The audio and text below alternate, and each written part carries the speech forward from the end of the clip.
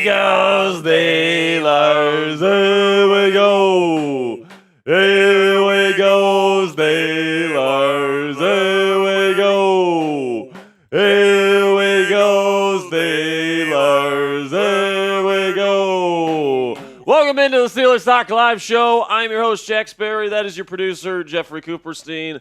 And it is day 2 of our coverage of NFL free agency right here on Steelers Talk. We're on Aaron Rodgers watch. We're on Aaron Rodgers watch. Today, of course, it is currently, 11:45 Eastern Time on the East Coast. And the Pat McAfee show will start in about 15 minutes. When Aaron Rodgers announced that he wanted to go play for the New York Jets, he announced it on McAfee. And with the Steelers not announcing their quarterback yet, Coop, it's at least a possibility that Rodgers goes on McAfee today to announce that he is a new member of the Pittsburgh Steelers. Yeah, it's certainly in play. And, him and McAfee have a good relationship, and Rodgers likes to do things a little differently than everybody else. So it wouldn't surprise me at all if he just popped on the screen and was wearing like a Steelers hat or something, just saying he's announcing he's going to the Steelers. So it wouldn't shock me if we get something here pretty quickly. Yeah, and, Mike Florio of NBC Sports, who, by the way, last week was saying the Steelers had no interest in Aaron Rodgers, has contradicted his own reporting here, saying that not only is Aaron Rodgers likely to go to the Steelers, but he wants to go to the Steelers, and they've been working out a deal over the last day or so. And he said pretty much the only way he goes to the New York Giants is if they blow him away with a financial offer that he just can't refuse. But it's going to be interesting to see what happens here. Florio said his semi-educated guess was a 2-year, $90 million contract for Rodgers, $45 million per season. I think that is a gross overestimation. I think that he's going to get maybe $22 to $25 million per season, and we're looking more at like 2 years, $50 million if he ends up signing. Yeah, it's probably somewhere in the middle for me. I don't think he's going to make $45 million a season. If he does, I think that would be absolutely nuts. Honestly, I wouldn't want him. Between Rodgers at 50 or 45 and like Russ at 30 or 25, I'd take Russ. Yeah, I don't think the difference is that great where I'm spending like $20 million more per season to bring back Aaron Rodgers. I'm with you there. I'm just not doing that. But if you can bring him in at a $25 million per season contract, I think that's respectable, while also giving the team some wiggle room to fill out the rest of the roster around him. I mean, the reason why he would be coming to the Steelers is to try and win a Super Bowl, and if you hamstring the entire cap by, paying him $45 million per season, that kind of negates the benefit of bringing in Aaron Rodgers at this point. So it's going to be interesting to see here. McAfee does start in about 10 minutes, so we'll keep an eye on McAfee and see if there's any new developments that come up on his show. But before we get into our free agency coverage today, there are some new signings that we need to discuss on today's show at the top here. But before we get into those, I have a word from our sponsor here at Fanatics, where you guys can get this awesome Steelers throwback t-shirt from our friends at Fanatics on sale right now when you go to chatsports.com/throwback. And if you guys use that link and you make a purchase, we get part of the proceeds of the purchase from Fanatics. So it helps us buy new equipment. It helps us, get new graphics. It helps us pay our rent, keep the lights on here at Steelers Talk. We really do appreciate all the support that you guys give to us here at the channel. So if you want a new t-shirt and you want to help out the channel today, go chatsports.com/throwback and get your t-shirt today. So the Pittsburgh Steelers, the moves that they have made so far, DK Metcalf, of course, they traded for him 2 days ago at this point. They sent a second-round pick for him, and they paid him a 5-year, $150 million contract to keep him in Pittsburgh for the next half-decade. They put the second-round tender on Jaylen Warren, so any team can pick up Warren at that price tag, but they would have to give their second-round pick to the Pittsburgh Steelers in order to do so. So they won't. So they won't do that. Jaylen Warren will be back next year. Darius Slay, it was reported, has agreed to come to the Pittsburgh Steelers once he is released by the Philadelphia Eagles tomorrow at the start of the new league year. Apparently, the Eagles are now trying to hold up the whole situation here, and they're trying to get some trade compensation for Darius Slay. But my guess is Khan is not going to give him anything, and they're just going to wait it out until tomorrow, until he's eventually released, and then they will get a deal done with Darius Slay. Malik Harrison, this was kind of disappointing to me, Coop. They bring in Malik Harrison, 2 years, $10 million. He brings special teams value to the table, but last night, Landon Roberts signs with the Las Vegas Raiders for $3 million. Yeah. I would have rather had a Landon back for $3 million as opposed to getting Malik Harrison for $5 million per season. I wonder if a Landon was promised a bigger role in Las Vegas than he was in Pittsburgh, with Peyton Wilson and Patrick Queen as your probably 2 starting inside linebackers there. I wonder if Roberts just didn't want to be a rotational guy, and he's going to get starter reps with with the less Raiders. money, essentially. Yeah, exactly. And then also they brought back their backup center, Ryan McCullum, not listed here, but he will be back, most likely on a vet minimum contract for him. So Ryan will be back, and that likely means Nate Herbig will not be returning to the team. Ryan played a little bit last year, if I remember correctly. a little bit, yeah. When Herbig went down, he went out, he went in and played a little bit. All right, man. So if you guys want to donate to the show today, that would be greatly appreciated. If you guys want to get a question on the live stream today, you guys can super chat, or you guys can send in a Venmo, Cash App, or PayPal. If you want to have a question or a comment about Rodgers, about Russell Wilson, about Mike Tomlin, about any George Pickens trade, anything, you guys can send in a comment or a question to super chat, or you guys can Venmo at Jack-Sperry, money sign Captain Jack 19 on Cash App, or at Captain Jack Rabbit on PayPal.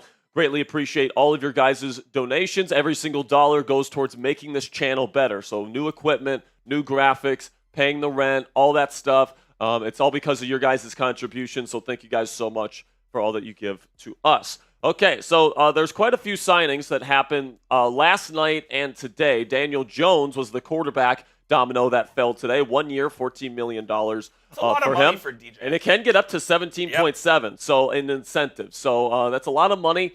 They're going to give him a chance to compete with Anthony Richardson for the starting job there in Indianapolis, and he gets $13.15 million guaranteed in that deal. If you had to pick right now, who do you think starts week 1? Richardson. Yeah. I'd still pick Richardson, but with Jones in there, it's not going to be handed to AR anymore. He's going to have to earn it. Also, Riley Dixon going to the Tampa Bay Buccaneers. Their punter is back with them. Solomon Thomas goes to the Dallas Cowboys. That's for a $4 million per season deal. Kenyon Green and C.J. Gardner-Johnson got traded today. Gardner Johnson seems to be wearing out his stay. He does it basically everywhere he goes. He does it every single season where he spends one season with the team. They're tired of his antics, and then they get rid of him. But Kenyon Green. Chase Sr. had some beef, too. Yeah, exactly. And then Kenyon Green is on his way to the Philadelphia Eagles. Also, Najee Harris just signed with the Los Angeles Chargers last night. So that's now Dante Jackson and Najee Harris that have signed with the Chargers. Best of luck to those guys. I think it was the best thing for everybody involved. Yeah, absolutely. The Chargers get a downhill rusher that's going to be able to move the pile. Najee Harris is somebody that's better fit for a gap scheme, in my opinion. So that works for me. And then also, or that works for him schematic-wise and his play style. And then for the Steelers, they need a more dynamic back. So I actually think, Najee's a good person. He's a good guy. He's a hard worker. I hate to see him leave the locker room, but I think personnel-wise and skill set-wise, it was the right time to move on. It was time to move on. Also, James Daniels signed with the Miami Dolphins last night. Really good scheme fit for him. I think he's going to do a lot of good things there in Miami. Is he going to be healthy? We'll see. Yeah. I hope he stays healthy. Another good person. So, Steelers lost a lot of good people in their locker room yesterday. But it's kind of part of the plan here. It was part of the plan to let Najee go after declining his fifth-year option. It was part of the plan to let Fields go. It was part of the plan to let James Daniels go. And, Coop, it comes out yesterday that the Steelers offered Fields 2 years, $30 million. And that was about as much as they were willing to go. I'm just going to say this right now. If $15 million per season is the most you're willing to go on a quarterback, you're not really committed to keeping that quarterback in your building. Yeah, I see what you're saying. I don't think it's the most they're willing to go on a quarterback. I think it's the most they were willing to go on that quarterback. Yeah, exactly. Yeah. Well, that's what I mean. On any quarterback. If you're only willing to pay a quarterback $15 million to stay, you don't really like him 100%. That much. So I think that, Mike Florio reported last night that Rodgers and the Steelers have been talking for a couple of weeks now. So it seems like Rodgers was kind of always the Steelers' first option here.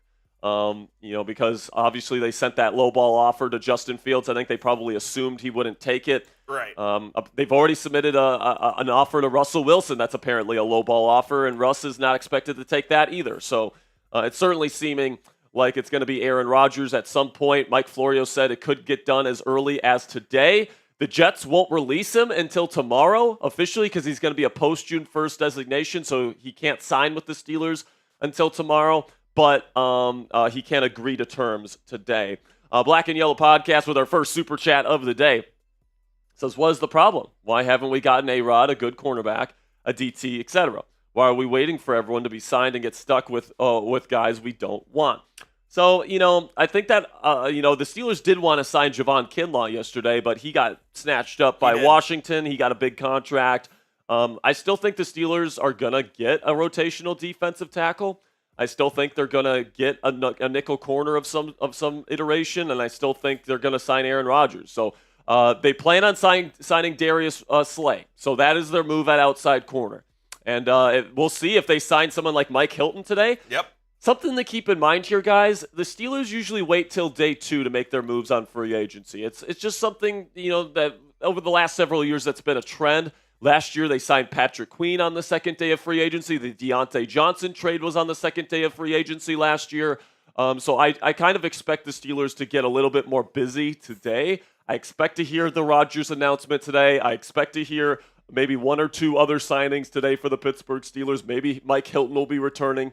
It's going to be, I think today's going to be a little bit more exciting than it was yesterday, at least in my opinion. Kaji says, how you feel about Kenny Pickett as a Brown? I love it. He I love that he gets to play our defense twice a year and throw 3 interceptions against them. I love it. What a joke. What a joke the Cleveland Browns franchise is, man. Goodness gracious, even our Browns host is admitting it as such at this point with Kenny Pickett on his way to the Cleveland Browns. Lucas Skew says, good morning/afternoon, Jack and Coop. Love the show. Luke, we love you, man. Thanks so much for supporting the show. You are a real one. Terry Jones says, what would you think of a Joe Milton trade?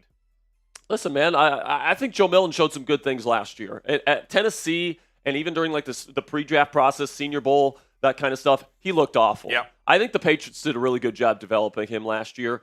And when he got his opportunity to play in that season finale, I know it was against backups, but he showed some legit throws. He was making some great plays outside of the pocket, was showing off the arm strength, was showing off the athleticism, was showing off even the mental processing. He was getting from 1 to 2 to 3 better than even what I've seen from Justin Fields at times in his NFL career. So, if you're willing to trade, maybe a 5th round pick is probably the most I would go for him. But if you can get him for a 7th to be the backup quarterback to Aaron Rodgers and learn from him, I think that would be a really good option. He's 25 years old, so he's not young necessarily. But, if you bring him in, super athletic, big quarterback with a bazooka arm. He might have the strongest arm in the league. I'm not even joking. He honestly might have the strongest arm in the league. If you get him for a 7th round pick, that would be a hell of a trade from Omar Khan. And remember last year, this is what they did, right? They traded a 6th round pick for Justin Fields, kind of a high upside, younger, athletic type of quarterback to play behind Russell Wilson. Could certainly see them making a similar type of move in the coming hours. Joshua Bailey, $10, says we aren't close to a Super Bowl. Fields was a better Band-Aid than Rodgers. We need an entire leadership change, GM, head coach, all. The purgatory shit needs to stop. It sucks to be a Steelers fan right now. Joshua, I tried warning you guys. I said it on the show. If you guys are expecting a rebuild, you will be disappointed with what they decide to do. And also, they think they're close to a Super Bowl, Josh. You disagree, clearly, but they think they're close. And I'll disagree that Fields is a better Band-Aid than Rodgers. He is not. Yeah, if the goal is to win now, and that is what the Steelers' goal is, whether you agree with it or not, I think Rodgers gives you the better chance to win right now than Fields does. And that's just my opinion. You can disagree with it. That's perfectly fine. One of the great things about this community is that we can respectfully disagree on stuff. That's one of my favorite parts about this community is that we can all be friends and disagree on certain aspects of how they decide to go about things. But, in my personal opinion, if you're going to go in and try to win a Super Bowl for Cam Hayward in these next 2 years and you think you're close, I appreciate the fact that they're actually making some moves that they think are going to help them do it. Now, you can disagree that these moves are going to help them do it, but and Lord knows, Aaron Rodgers could potentially, not work out here in Pittsburgh. But hey, if people are so, this is what I want to say. If you want Mike Tomlin gone, and a lot of Steelers fans want Mike Tomlin gone, wouldn't the fastest way to do that, if you think Aaron Rodgers is going to be terrible, to bring him in, suck for a season with Aaron Rodgers, and then start over with a new head coach and a new quarterback in 2026? Like, it seems to me if you want Mike Tomlin gone and you think Aaron Rodgers is going to be a complete disaster, you would think that this would be a good thing because this is going to lead to the first losing season in Mike Tomlin's career. He's going to get fired, and then they're going to be able to hire a new head coach. All right? But, that's not the way I feel. I feel like Rodgers could still have success in the role that the Steelers would be asking him to fill here. And with DK Metcalf in the house and with GP in the house, hopefully a better running back room in the house, a better offensive line, I think that Rodgers could potentially have some success here. We got X Region. This is, how would you feel if we go get Milton or Richardson? Do you feel like that we fixed our quarterback situation with either one of them? I think Richardson would be more expensive. I think this Colts probably aren't interested in trading him, honestly. I think they want a true competition. And we'll see who wins, Daniel Jones or Anthony Richardson. But I think Milton is the guy that's on the trade block right now. I would trade at most a 5th-round pick, but honestly, I don't know if I'm going that high. Probably a late day 3 pick is probably what I'm giving up for Joe Milton at this point. And then if you go into the draft still needing a backup quarterback, that's when you take on. That's the way that I kind of feel about the whole situation. By the way, the Pat McAfee show has started. No word on Aaron Rodgers being on the show at some point today. I'm sure if he does go on the show, it will be a surprise. So we'll see what happens. But make sure you guys click that subscribe button if you haven't already. We're going to have live coverage of NFL free agency. Of course, breaking news coverage every time Omar Khan signs a player. Of course, yesterday we had a couple of breaking news cuts for Darius Slay and Malik Harrison. Hopefully today we get a couple more of those. Maybe even get an Aaron Rodgers cut today. I would love that. I would love to just know who the quarterback is going to be for the Pittsburgh Steelers today. See, a lot of you guys in the chat are talking about are asking how I'm feeling today, and did I get my taco bowl yesterday? You did. I did get my taco bowl. I loaded that shit up, man, and I shoveled it in. You devoured it? I devoured it last night, man. And in terms of how I'm feeling with my throat and all that stuff, I'm still not feeling great. Shout out to Cassie for making the hot chocolate to kind of soothe the throat a little bit. I think you rubbed it off on me a little bit. I'm getting a little coldy here. I'm sorry. It is what it is. It is what it is, man. It's NFL free agency. I don't know if you guys can hear it in my voice. I feel like my voice is a little bit lower registered today. A little bit. Maybe a little bit. I don't know, but I'm gonna be here, guys. It's NFL free agency. I don't care how I'm feeling. I'm here for the Pittsburgh Steelers. I'm here for Steelers Nation. I'm here for you guys. So I'm dead. Zachariah says, never forget Coop guzzling down fried rice while you were starving. I was hungry, dude. It was 3 p.m. I mean, I was like, I gotta eat. Dude, the fried rice in here was smelling good too. It was making it so much worse for me. I'm sorry. All right, so we did get some signings earlier today. Richie Grant goes to the 49ers. Will Fries goes to the Minnesota Vikings. Both Javon Hargrave and Jonathan Allen decide to go to the Vikings. So 2 potential Steelers defensive tackle targets go to the Vikings instead. Javon Holland ended up going to the New York Giants. Deal. What's that? Big deal. Yeah, good player there. Tyler Nubin, pairing him up with Tyler Nubin is going to be a good pairing there in New York. Let's see. What is Cornelius Lucas? I missed that one. Cornelius Lucas goes to the Browns. That was my preferred swing tackle for the Pittsburgh Steelers. He ends up going to Cleveland. We'll see if the Steelers end up making a move at tackle at some point today. There it is. The Jonathan Allen deal, 3 years, $60 million. Like, the Steelers were just not going to pay that, guys. They just weren't going to pay him $20 million a year. And then Landon Roberts goes to the Las Vegas Raiders. Disappointing. I love the way he plays the game. Great locker room guy. Loves football. Would have loved for him to be back on a 1-year, $3 million deal here in Pittsburgh, but they decided to go with Malik Harrison instead for more money. Then in Detroit, Dan Skipper, the offensive tackle, will be returning on a 1-year deal. Najee Harris got a deal with the Chargers last night. A little bit more money than I thought he was going to get, but decent bag for him, 9.25 over 1 year, a prove-it deal to maybe even make even more than that. And I think that's the type of scheme where he can really earn his money. So good for him. Byron Murphy Jr., another corner, went off the board last night. 3 years, $66 million to the Vikings, who are spending money. The Vikings feel like they can compete for a Super Bowl with that rookie quarterback next year. Absolutely. And honestly, with Daniel Jones now going to the Colts, would it shock me if they gave Aaron Rodgers a call and said, hey, we can give you a 1-year contract. Do you want to play with us? I mean, it wouldn't shock me if Rodgers still goes to the Vikings. Andre Sisco goes to the Jets, 1 year, $10 million. And that's kind of the latest that we have on NFL free agency. $5 super chat from Gary Reynolds. What's up, Gary? Gary. I'm going to try not to scream as much today, guys. Until we get Rodgers. Yeah, until we get Rodgers. You know, my voice is really killing me, so I'm not going to, get too high register with my voice. But, Gary, excited to see you today, man. Thanks for super chatting. Build best offense we can this year. Trade up next year for quarterback. If Rodgers tanks this year, Tomlin won't be fired. Listen, man. If the team stinks this year, Mike Tomlin will be fired. Yeah, I agree. Like I think if they miss playoffs this year, listen, man, Art Rooney II is already like I think that he's on the hot seat this year. With Mike Tomlin, I think he needs to make the playoffs again, or else he's going to get fired. At the bare minimum, has to have another winning season. If he has a losing season this year, I think they're going to start over at head coach. That's what I think. We'll see what happens, but.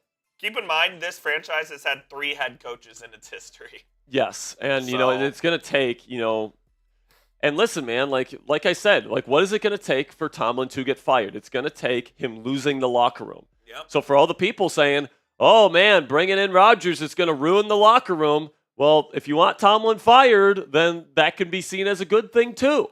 If you're somebody that wants the team to be bad for a year and you think Aaron Rodgers is terrible, I think that's the positive spin if you don't want Aaron Rodgers. Absolutely. I don't feel that way. I think the team can actually be a playoff team and potentially even win a playoff game or 2, maybe even more than that. If you can win 1 playoff game, you can win multiple playoff games.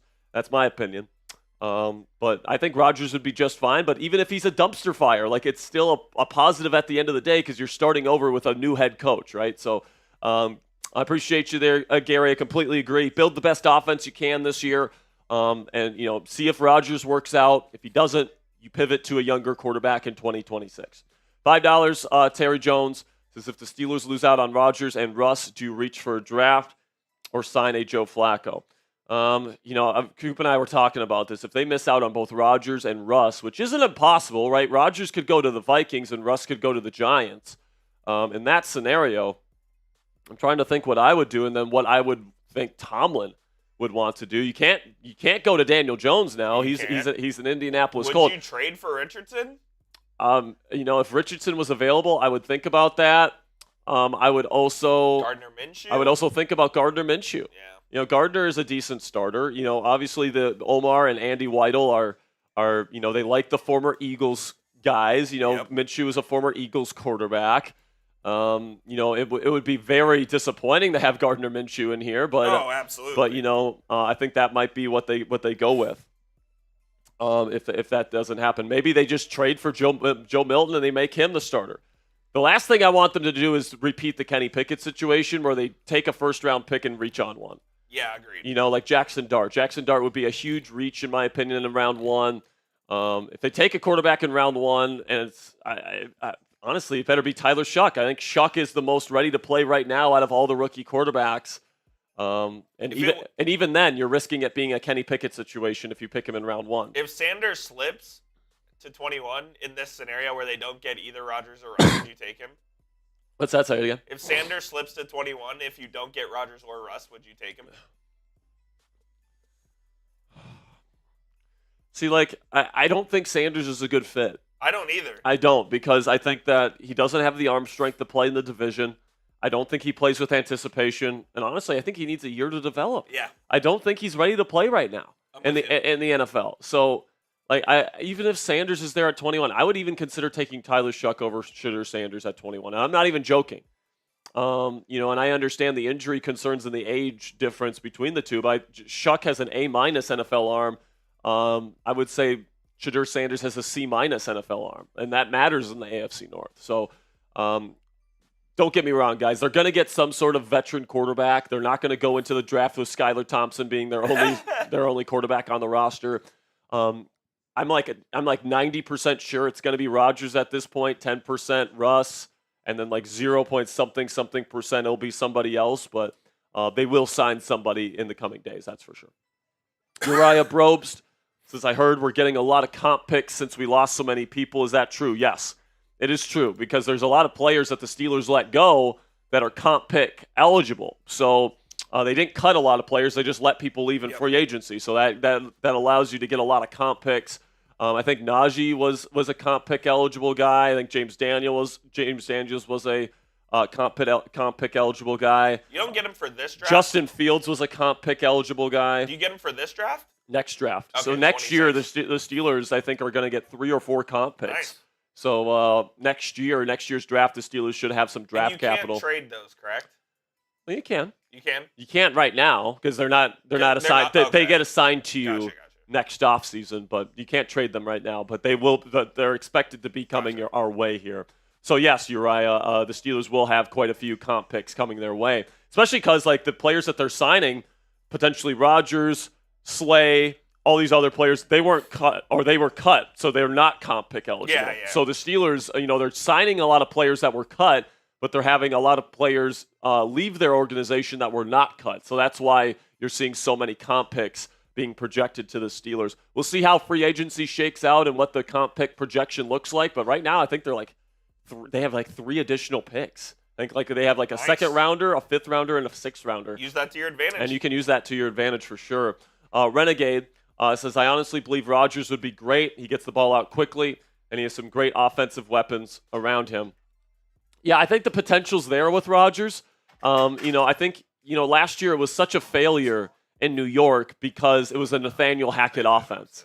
And, when I did my research on Rodgers, going over the quarterback targets this year, watching the film of that Jets offense, it's apparent when you watch that film, guys.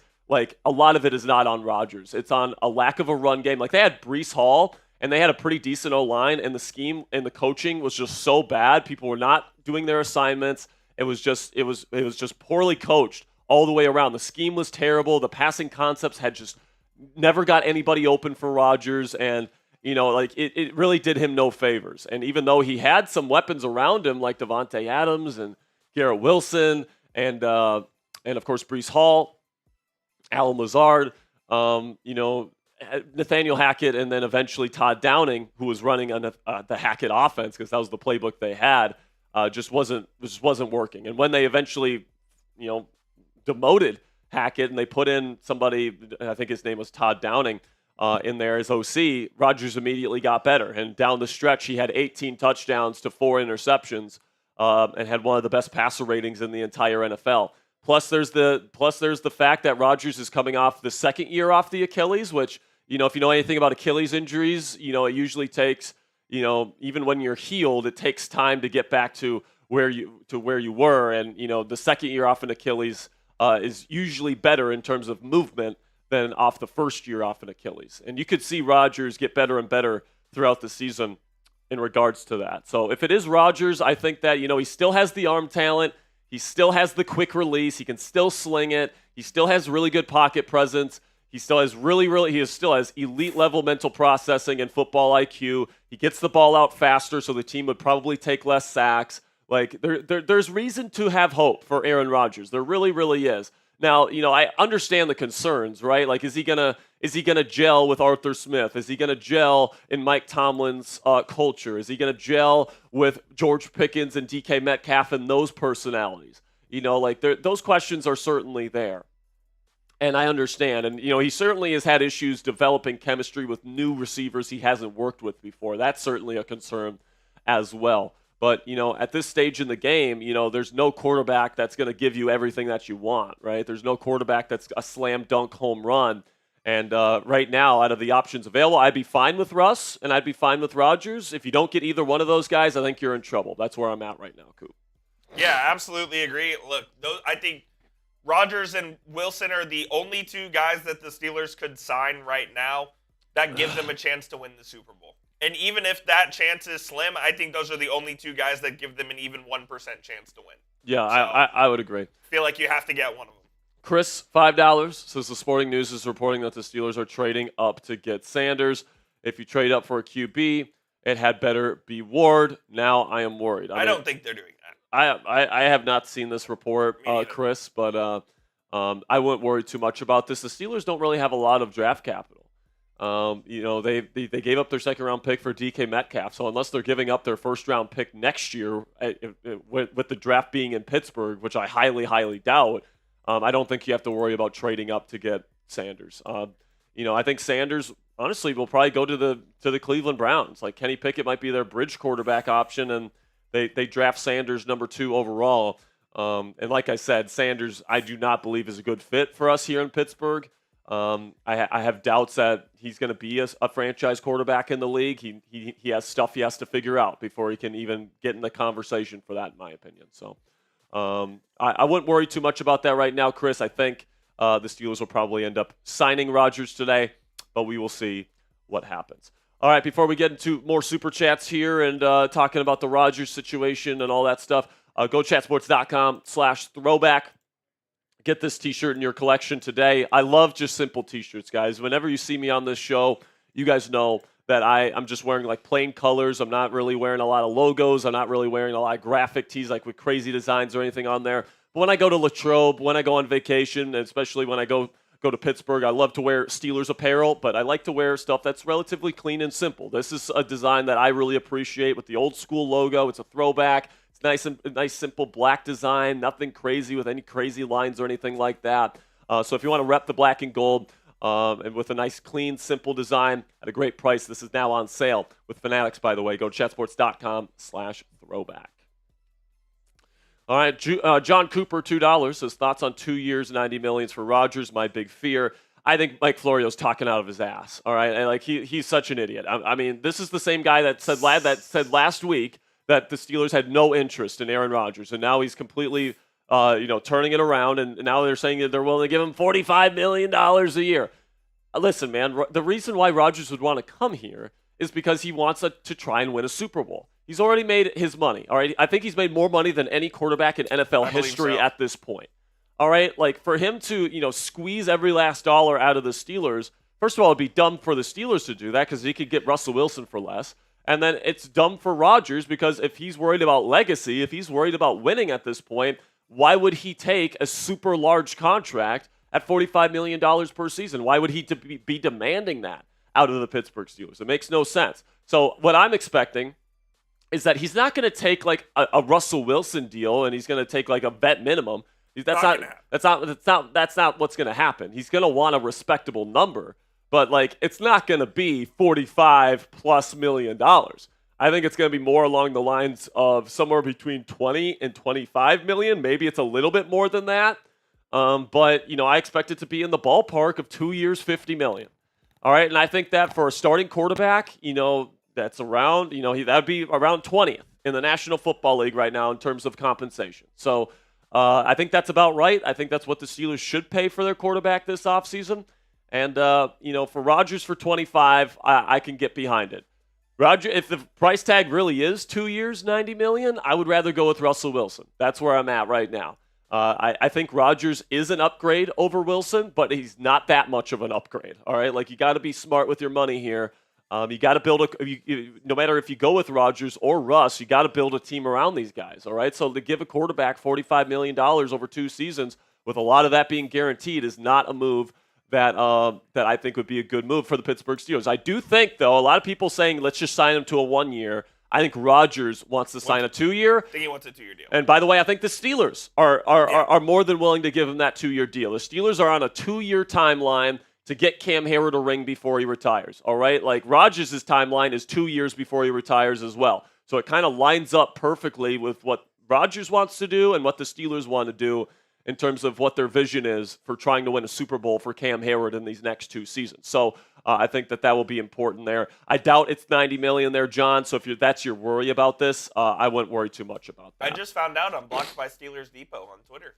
What's that? I'm blocked by Steelers Depot on Twitter. Yeah, I am too. You are? I think they probably blocked you because of me, because you're tied with me, because you're tied to me. I just found out. I was like, oh, all right. Yeah, they don't. I mean, I think they're jealous. They're not too happy that our YouTube channel is a lot bigger than theirs. That's unfortunate. Make sure you guys click that subscribe button if you haven't already. We've already added almost 1,000, I think over 1,000 subscribers since the DK Metcalf trade. So thank you guys so much for clicking that subscribe button. You guys have been phenomenal. We got over 1,200 people watching live right now. So if you haven't clicked that subscribe button yet, we would greatly appreciate it. People are trying to say that Tone Diggs is definitely is insinuating on Pat McAfee right now that he knows something. Oh, really? So, all right, Tone. So we'll see if we get anything. What do you know, Tone? And we'll say, man, it'll be interesting to see if we get an Aaron Rodgers announcement on McAfee today, because he did announce that he wanted to go to the Jets previously. Yes, he did. So the last time that he switched teams, he announced he wanted to go to the Jets and he intended to play for the New York Jets on McAfee. That's where the news broke. Yep. So that's why I have an inclination that potentially when this deal gets done, and if it gets done during the show, he's going to say, hey, let me get on this show and let me come on with a Steelers hat or something, and we'll get something going. Christian Fulton, good zone corner, going to the Kansas City Chiefs, 2-year, $10 million deal. You like that deal for them? It's fine. Replacement level starter for $10 million.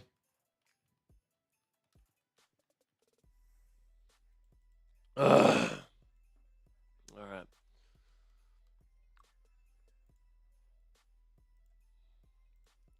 Tone's talking right now. God, man, I just want to know the answer. I know, me too. You know, man, like I'm with you. Like if it's gonna be Russ for another season, like I'm perfectly fine with that. But I just want to know the answer. You know, I just want to know at this point in time. Here's all the moves that the Steelers have made to this point. Metcalf trade, but we still don't have a quarterback. You know, I think one of the reasons why I love the Metcalf trade so much is that it would make this team more attractive to a quarterback. But as we stand right now, no quarterback has been attracted to the Steelers. I mean, we can assume Rodgers is working out a deal with the Steelers right now, but it's still a question mark. Jaylen Warren looks like he will be returning to the Steelers next year. They put on the second-year tender on him. So a team will need to take on that 1 year, $5.346 million contract and send their second-round pick this year to the Steelers if they want Jaylen Warren. I don't think anyone's doing that. Darius Slay, the latest on him is that the Eagles have not released him yet. They're making him a post-June 1st designation, and the latest reporting is that the Eagles are currently trying to get the Steelers to trade for Darius Slay. And I just don't think Omar's going to take the cheese, man. Like, Howie Roseman's just trying to get whatever he can out of Darius Slay. I think he's going to get released tomorrow, and he will officially sign as a Pittsburgh Steeler tomorrow afternoon. Malik Harrison was signed yesterday, 2 years, $10 million. Special teams ace. So keep that in mind. I would have rather brought back a Landon Roberts, especially at the $3 million per season price tag. But maybe Roberts didn't want to come back given the fact that he probably wouldn't have been an every down starter anymore. So that's probably what ended up happening there. Oh, okay. Couple super chats to catch up on here. Couple super chats. Gary comes in with a 2. Appreciate you, Gary. Shout out, Gary. Thanks for supporting the show, man. Real one. And we also got one from Vouch Life TV.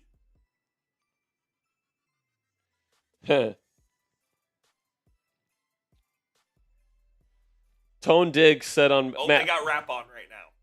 All right, so they got rap on McAfee right now. Let's see if we got anything new. Tone Diggs said earlier, by the way, if Aaron Rodgers isn't our quarterback, I don't know who's going to be. I want him to be the Steelers' starting quarterback. So take that what you will. Vouch Life TV vouch, $2. Appreciate you. $5 from Domos says, so will we find out who our QB will be today? I hope so. Or will we draft anyone? I think he meant sign. Yeah, we'll see. The draft is in 6 weeks. Yeah, so we're still a month and a half away from the draft, but I hope that we get news on the quarterback today, Domos, but we shall see. We shall see. Producer Sam, what's up? Hello, intern Sam.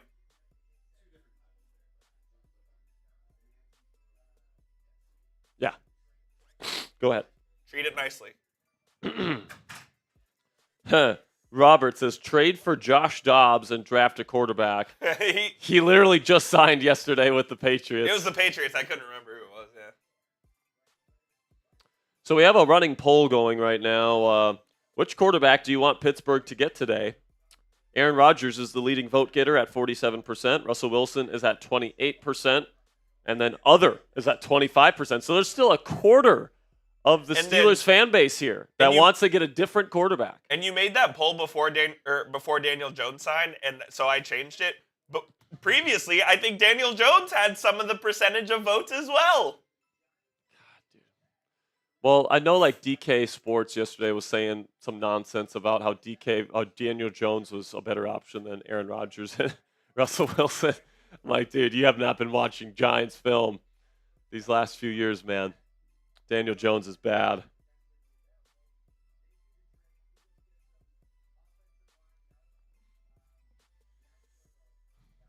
So I still see people putting in the 90 million thing in the chat. I'll say this right now, guys. I wouldn't be too worried about it being 90 million over 2 years. Just because Florio says something and says it's a quote-unquote semi-educated guess, which means he has no information on it. Like, it's not going to be 90, all right? It's going to be like 50 over 2 years, which is a lot more manageable, all right? So, and by the way, if that is the asking price for Rodgers and he thinks he has the leverage to ask for $45 million a season, have fun playing for the Giants next year, man. Like I'm re-signing Russ at $25 million a year over Rodgers at 45. But like I don't think that's going to happen. So, I think Rodgers is a slight upgrade over Russ, so that's why I would prefer him. But I'd be fine with Russ if that ends up being the option today as well. I'm just praying that we don't get a situation here, Coop. And honestly, I think the chances of this are very low. But the chances that the Steelers don't land either Rodgers or Russ is not zero. I would agree. I think it's low. Yeah, I think it's less than 1%, but well, maybe I'll say it's around less than 5%, but it's definitely a low number. By the way, the Panthers are releasing Miles Sanders. Interesting. He's kind of cooked, isn't he? Yeah, Chuba Hubbard really came on for them last year. Speaking of running backs, I could see the Steelers sign a running back today. I could see that as well. Because we were talking about it, like they could still draft a running back even if they sign one. Yeah, I something that I would be down for, Coop, is if they get a true power back today. Somebody like an A.J. Dillon, somebody like I think Nick Chubb could be a true power back at this point, even though he's not a dynamic player. You could get somebody at a good price tag, less than $5 million per season to be your true power back. So that way you have Jaylen Warren as your number one for now and a power back. Yeah. So you don't feel forced to have to take a running back in the first round.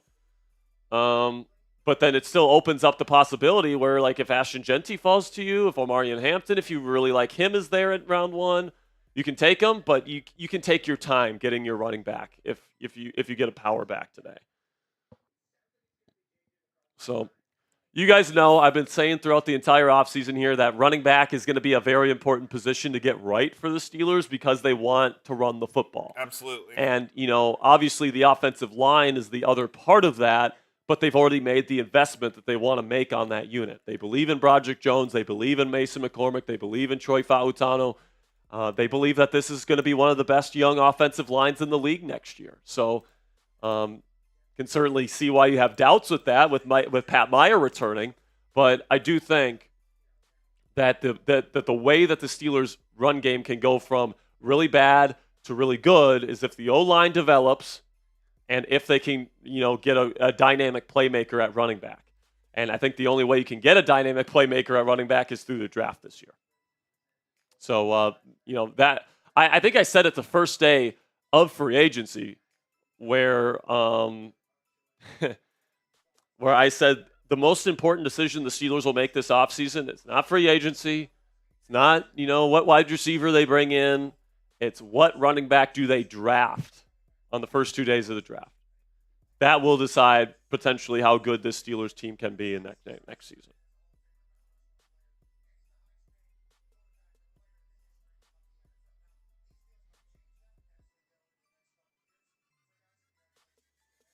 So talking about Rodgers on McAfee right now with Rappaport. Rappaport is saying it's Giants or Steelers, but he doesn't know which one it's going to be.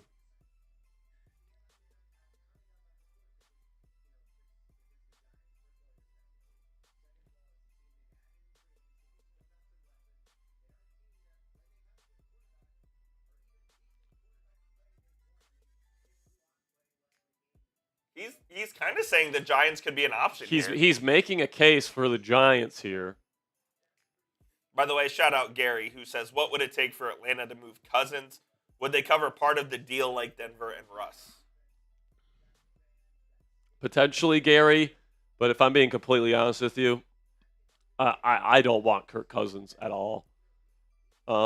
Kirk Cousins, unlike Rodgers, Rodgers and Russ are older, but they still have their arm strength and their arm talent with them. Kirk Cousins lost his arm last year. Yeah, I don't know what happened with that Achilles injury, but I guess he just can't use his lower half anymore. Yeah. And, he's getting older, and, you see it with certain guys. Matt Ryan, Kirk Cousins, we saw it with Drew Brees at the end of his career. Sometimes your arm gets shot. And, that resulted in Cousins throwing 1 million interceptions in, the final month of his tenure there in Atlanta, and he got benched. So I have no interest in Kirk Cousins whatsoever. They signed him to a big deal, and then they cut bait with him 1 year later. Yes. So, they're not even cutting bait with him. They're just keeping him on the massive contract and saying he's our backup. Which is crazy. Most expensive backup in history. So, not interested in Cousins, Gary. Then another Gary, Gary Reynolds. If you don't get either of the two, would you be interested in him? You still wouldn't? I still wouldn't, because you'd still have to pay him. And to me, Kirk Cousins has a 0% chance of panning out. Joe Milton. I'd rather take Joe Milton than Kirk Cousins next year. I'm not even joking. I'd take Joe Milton as my starting quarterback over Kirk Cousins. Gary Reynolds says, what's the cap situation as of right now? We still need to figure out some details in terms of the cap, just because a lot of these contract details don't come out until days later. Correct. So, we just don't know how much cap hit the guys that the Steelers have already signed are going to be taking on. We do know that the Steelers are keeping the $18 million cap hit on DK Metcalf, so they have money to spend. They do have money to spend. And, of course, GMs can use a bunch of different cap maneuvers to, lower the cap hit for players in the short term. They can backload the contract. They can add void years. There's a lot of things the Steelers can do. The Steelers can they still haven't cut Cordero Patterson. Yeah, which is a joke because Cordero stinks. And they also have two punters on the roster right now. Is Johnston still technically on their roster? Yeah. Huh. They still have. Maybe they're going to compete. Maybe they'll keep both of them and have them compete in Latrobe next year. They're two good punters. It's two good options, I guess. Chris, $2, says, what QBs could we trade for Jacoby Brissett? Jacoby's a free agent. So honestly, if you want to talk about quarterbacks that I would like to get, if you don't get Rodgers or Russ, Jacoby Brissett would be close to the top of my list because he doesn't throw interceptions, and that's what Tomlin wants. If you're just looking for a game manager that can just make some throws, operate an offense, not turn the football over, Aaron Rodgers is currently tied for the lowest interception percentage in league history. You want to know who shares that title with him? Jacoby Brissett. I'm not even joking, man. Jacoby Brissett would be my number one option. Chris, if Aaron Rodgers and Russell Wilson go elsewhere. I'm not even joking. I would take Brissett over Jameis Winston. I would take Brissett over Joe Milton right now. Now, if you want to do Brissett and then trade for Milton and have them compete, I'm down for that. I would be okay with that. But, I would say right now Jacoby Brissett would be the guy that I would want if you miss out on Aaron Rodgers and Russell Wilson. $20 from one of my favorite names. Smooty Booty. Appreciate you for the 20. Says, y'all sleeping on Joe Milton. He's a dog. Nah, I'm kidding. But Jesus, Steelers do something already. Yeah, man. I mean, listen, man. Joe Milton's got some potential at least. So, like, I'd rather have him over Kirk Cousins.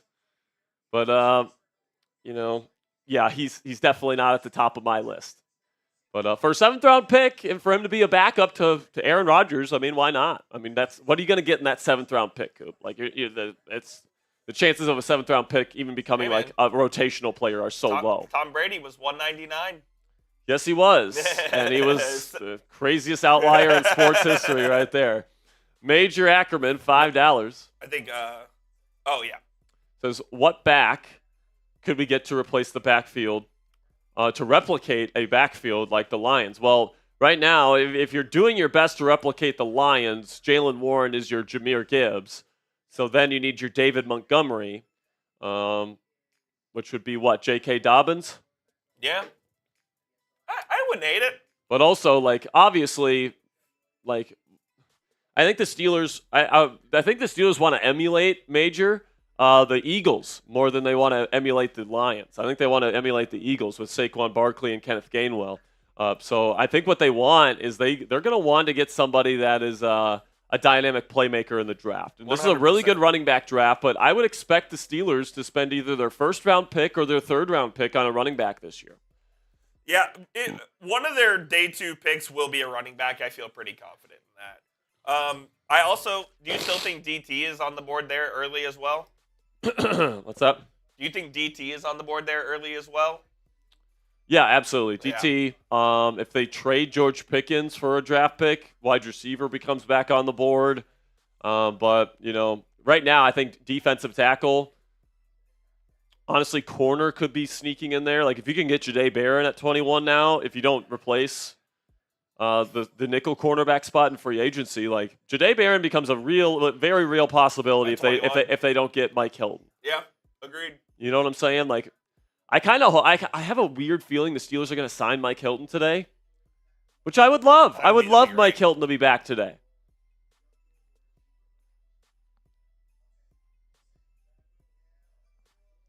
Domos here says, what do you think the Steelers are doing with Van Jefferson?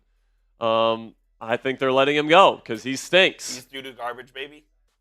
Dude, I'm not even joking. I think there was one time the entire season last year where he straight up beat man-to-man coverage down the field. And it happened in garbage time in the Baltimore game in the playoffs. Yeah, I remember that long touchdown that Russ threw to him? It was the best route he ran all season. Too little, too late. Too little, too late. Too late, Van. See ya. I mean, these last couple years, like Van Jefferson, like the Steelers are bringing in these castaway Rams receivers. Allen Robinson, Van Jefferson. Who's next? Maybe next year, Devontae Adams? Next year, yeah. Not this year. Not this year, obviously. Nuke Hopkins? He's not cooked, though. But here's the thing, man. Like, I think if the Steelers bring in another receiver, it's going to be a Rodgers guy. It's going to be like Alan Lazard, who the Jets have already said they're releasing. So, fair. Like, I could see today Rodgers agreeing to be a Steeler, and then tomorrow the Jets release Lazard and he signs with the Steelers tomorrow. Tone Lamont says, my brother Aldarius Lindsay really wants Aaron Rodgers to start for Pittsburgh. Help me wish him luck. We're wishing him luck, too. We're wishing him luck, man.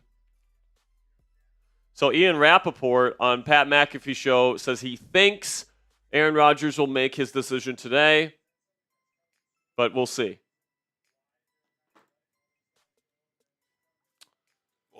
We'll see, man. $2. Pickens is in a contract year, so he has to produce. And this is a really good point from Chris, right? Like, unless I'm getting a day 2 pick in exchange for George Pickens, I'm not taking the deal. I agree. Yeah, I'm not either. Because, I would rather have 1 year of George Pickens and let him walk for nothing than just trade him for a 5th-round pick. He's too talented. No, he really is. And right now, sorry to interrupt, but right now you've got a wide receiver duo that is legitimately top 5 in the National Football League. Yes, it is.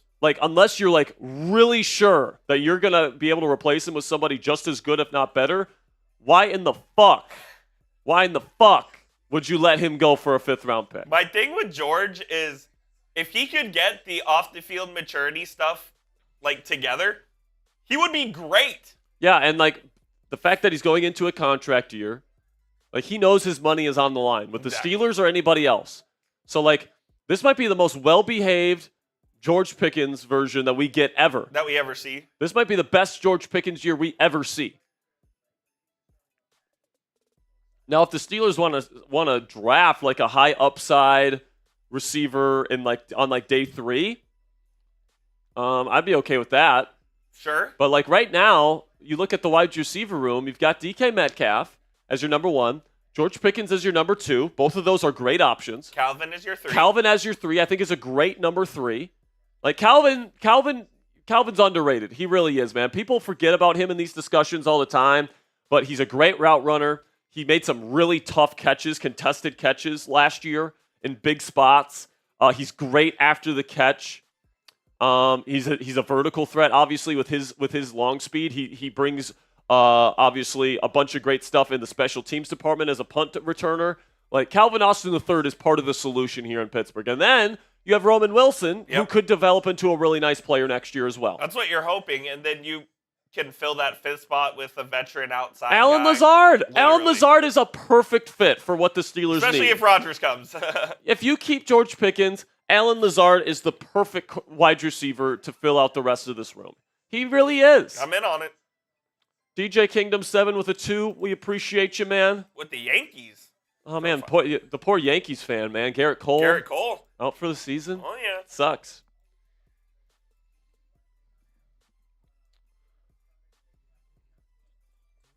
Been kind of quiet since we've been live here in terms of the signings. Yeah, the only signing that's has been Christian Fulton, I think. Christian Fulton and Laken Tomlinson to the Texans. Dude, the Texans have been busy. Yeah. The Texans and the Vikings have been very busy to start free agency. Chris comes in with another good question. We'll get to that in a second. If you guys want to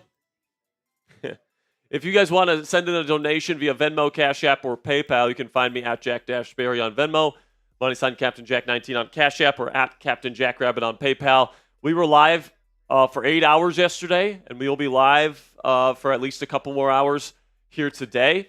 We're going to get you guys the most extensive Steelers coverage anywhere on YouTube. If you appreciate that and you appreciate the work that we put in, we appreciate any donation. If you got a question that you want us to answer, if you got a topic you want me to discuss, send in a donation, and we will make sure to get you on the show. And if we sign off and Rodgers signs, we will come back. Don't you worry. Yes, we will. If we sign off and Rodgers signs, no matter what, it doesn't matter what time of the day is. It could be 3:30 in the morning. It could be. We hope not, but we it hope could be. not. But if it's 3:30 in the morning, we would wake up and we would get our ass to the studio and we would go live for you guys. All right. $2 says Pickens is in. Oh, never mind. I think Chris put in another one. Oh yeah, you did. Chris said if we trade Pickens, would Kupp pair well with DK? I wouldn't hate Kupp. He's a good run blocker still, respected veteran. If you can get him for the right price, I mean, I'm cool. I'm cool with Cooper Kupp. I would be too. Still a decent route runner. He's lost a step athletically. You have to get him for the right price. I'm probably not paying more than $10 million per season to bring him in. Russie, Cuppy, DeCussy. DeCussy. Picky. G Picky. Oh, man. Or is it G Pussy? It is for sure. That is a pause right there. Goodness. But yeah, man, like I think he'd be fine. Because here's the thing about Calvin Austin III that a lot of people misconstrue about him. I think he's actually a little bit better on the outside than he is in the slot. You think so? Interesting. Like I actually think that he's just more proficient out there. And he's fine in the slot. He can certainly play the slot. But like if the Steelers wanted to make Cooper Kupp their full-time slot / 12 personnel second wide receiver, and then made Calvin Austin III the nickel or the third receiver, and he plays outside. Yeah, and that's assuming you trade George Pickens. But honestly, I think DK, GP, Calvin is better than DK, Kupp, and Calvin. What about You're downgrading at wide receiver if you trade GP and sign Cup. What about DK, GP, and Cup? I mean, if you get him for the right price, I actually think that would be what I prefer. Yeah. Because, Cup can play the slot. Cup can play the slot. I still think he's a better player than Allen Lazard. But like I said, I'm not paying big money for another receiver to bring him in. Oh, for sure. That's not what I'm doing. I'm paying money to bring in Mike Hilton right now. I'm paying money to get a rotational DT in here right now. I'm paying money to get Aaron Rodgers in here, $25 million. Shout out to Domos with the 2 says, what's your hot take? Is DK worth the money? What's your hot take with DK? Is he worth the money? I think he is. Man. Especially because 3 years from now, his contract is going to be peanuts compared to the rest of the top receivers in the league. Yeah. Right now, he's not even making top dollar right now. It's just top 5 money right now, and you have him locked up for the next half decade. So I think, it's a lot of money, but the Steelers honestly don't. I think they're slated to pay him $18 million against the cap this year. It's honestly not that much. And with the cap going up $20 million every single year at this point, as the contract gets more expensive, the more I'm okay with it. The Commanders signed Will Harris, by the way. The Commanders, man, I love their trade for Laramie Tunsil. That certainly beats signing Cam Robinson or some shit. But their other moves, not bringing back Jeremy Chin. Will Harris isn't that good of a player, if I'm being completely honest. They might draft Nick Minwari in round 1 now. Why not? Honestly, keep your eye out on Nick Minwari, the safety out of South Carolina to Washington. DJ Kingdom 7, what if Shadur falls to 21? Should we get him? I don't think so, DJ. Shadur, I think, is a very overhyped prospect, and I don't think he's a good fit to play in the AFC North. Doesn't have great arm strength, not very good anticipation on film, in my opinion. Decent mental processor, but he likes to wait until the wide receiver breaks open to throw the football, which is a red flag, especially if you don't have great arm strength. So I think he's going to throw a lot more interceptions in the league than he did in college, and that concerns me a lot. It really does. Dark City, my man. He came in with a lot of good questions yesterday. He says, dump Pickens. DK and Pickens are the same type of wide receiver. Elevate Roman to the Z and sign Kupp or Keenan Allen for the slot. I think you're missing you're missing Calvin in that equation right now. I think Calvin is higher than Roman on their pecking order right now. And I think that Calvin's a better receiver than he gets credit for. You're right that DK and Pickens are the same type of wide receiver, but that might be the benefit. Yeah, exactly. You have the same type of receiver on either side of the field. Because you have to realize, symmetrical. If the type of offense the Steelers want to run is 2 deep threats down the sideline that are a threat to be a deep threat at all times on the outside, what that allows the Steelers to do is to force an opposing defense to live with 2 high safeties, which helps out the run game. Or if they put that second safety into the box, that opens up a one-on-one open opportunity for at least either Pickens or DK. So I think that's the benefit of having 2 of kind of the same style of receivers there. Now, Pickens, I think, is a good enough and versatile enough route runner to play Z. All right? I think he's good enough at running slants and digs and all the different things they need to be able to run to play Z. But, I think the Steelers want to be a deep ball offense. Even Calvin Austin III is a vertical threat. What the Steelers want to do is they want to establish the run, and they want to have a top 5 run game and have that be the main engine of the offense, and then they want to work the play action game off of that and throw the ball deep. Yep. Which is why I'm cool with Russ returning, by the way, because Russ was the most efficient downfield thrower in football last year. I'd be cool with it. So that's where I'm at. $2. Sack Savage says, could Mike Williams remain with the Steelers? I highly doubt it because they've got their Twin Towers right now. If they trade George, maybe if they still want to have the Twin Towers offense, you could bring back Mike. But I kind of feel like Williams, I feel like Mike is probably going to be out the door. $5, Pizzle Fizzle. Says, I'm hearing Nick Chubb rumors. No sloppy seconds, please. I'm hearing Nick Chubb rumors. No sloppy seconds, please. So when it comes to Nick Chubb, I would be okay signing him, but I still want to draft a running back early. I think Nick Chubb is big and strong enough to be like a power back, like a true power back, goal line, short yardage type of back. And if you want to get, another running back in the draft, somebody say like an Ashton Genty, Omarion Hampton, Quinshon Judkins. Another signing for the Texans, Mario Edwards. Jesus, man. They are making moves. The Texans are they were this way in free agency last year, too. They were very, very busy. Texans with another signing. So I said this earlier. I actually don't think it's crazy to think the Steelers sign a running back today, whether it's J.K. Dobbins, whether it's Nick Chubb. I know those are two guys that Mike Tomlin has a lot of respect for. So it'll be interesting to see if they bring in a running back and who they bring in. But even if they bring in a running back, Coop, I still think running back is a top need for them heading into the draft. $5 kickback art. Says Antonius Tone Lamont Foot lied. He sent in a super chat earlier saying this guy wanted Rodgers. I want Russ.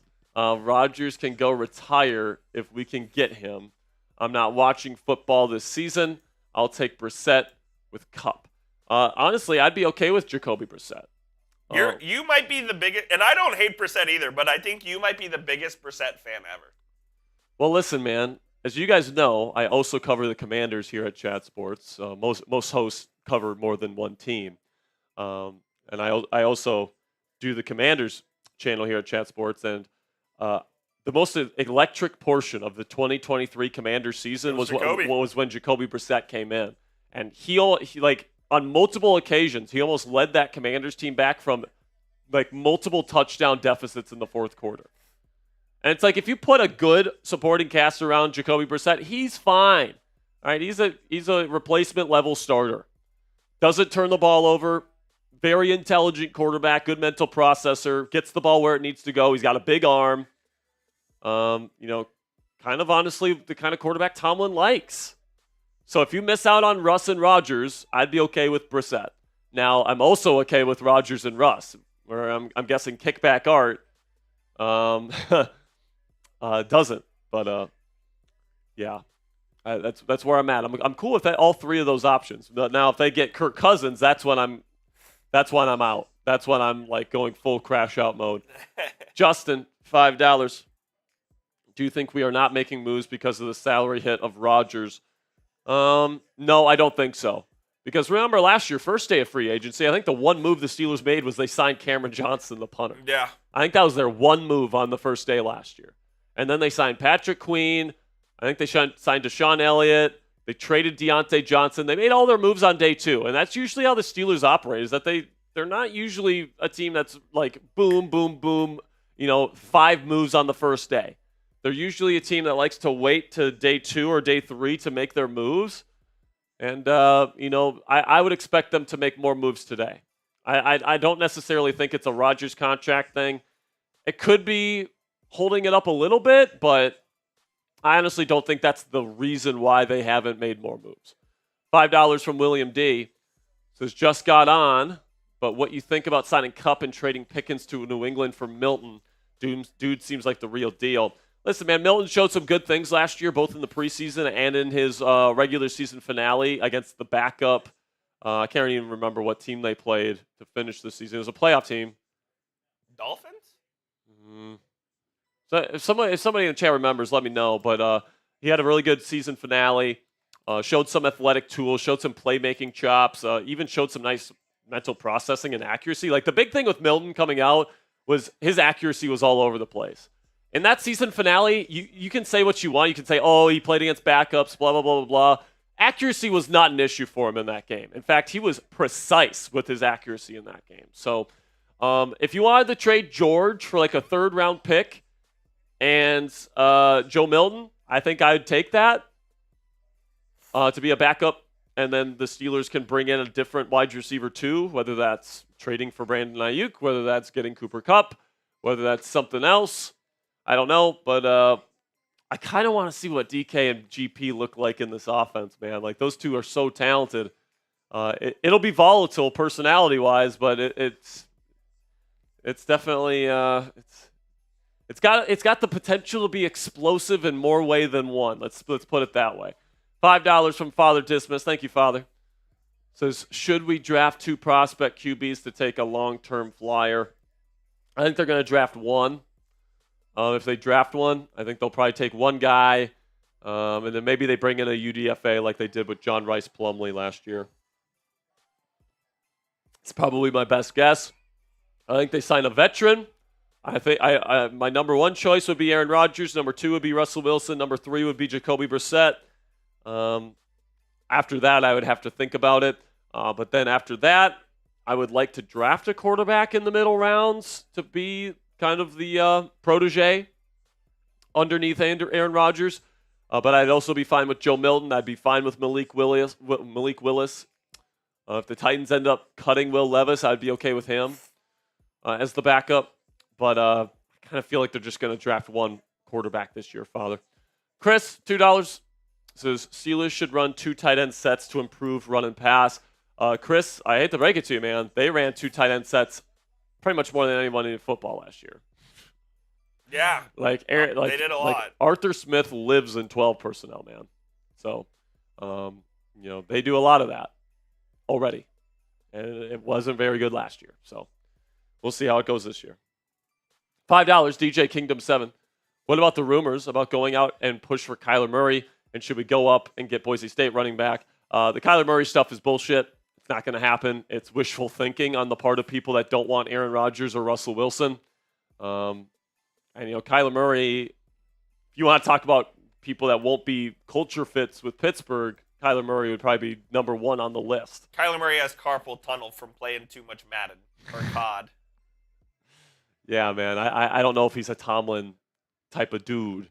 But also, the Cardinals love him. They're not going to let him go. So I think all the people, posting the Kyler Murray Steelers edits on Twitter, they have no inside information. It's not going to happen.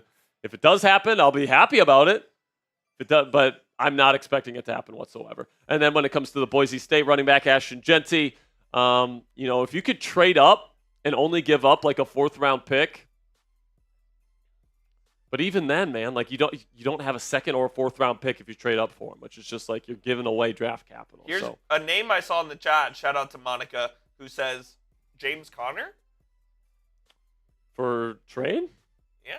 I mean, no, they love him there in Arizona. Yeah, like he's arguably a top 5 running back in the NFL right now. He's so good, so underrated. Domo says opinions. Browns Kenny, he will be a QB1. I hope he's their QB1 next year, man. I hope he is. We'll see what they do at quarterback in the draft.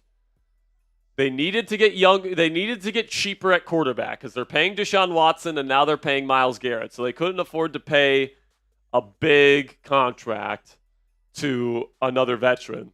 Kenny's still on his rookie deal. And then if they draft Sanders, he'd be on a rookie deal. And that might be their quarterback room next year, which would be even worse than theirs last year, and that will be saying something. That will be saying something. The Browns are a fucking joke. They're going to be in last place again next year. Steve Young, $5. What's up with Skylar Thompson? Didn't the Steelers sign him at some point? Yeah, Skylar Thompson is on the team. He is on the team still? He's still on the team, but he is... he's bad at football. He is very much a true QB3, might not even make the team. If you have to play Skylar Thompson, you're in trouble.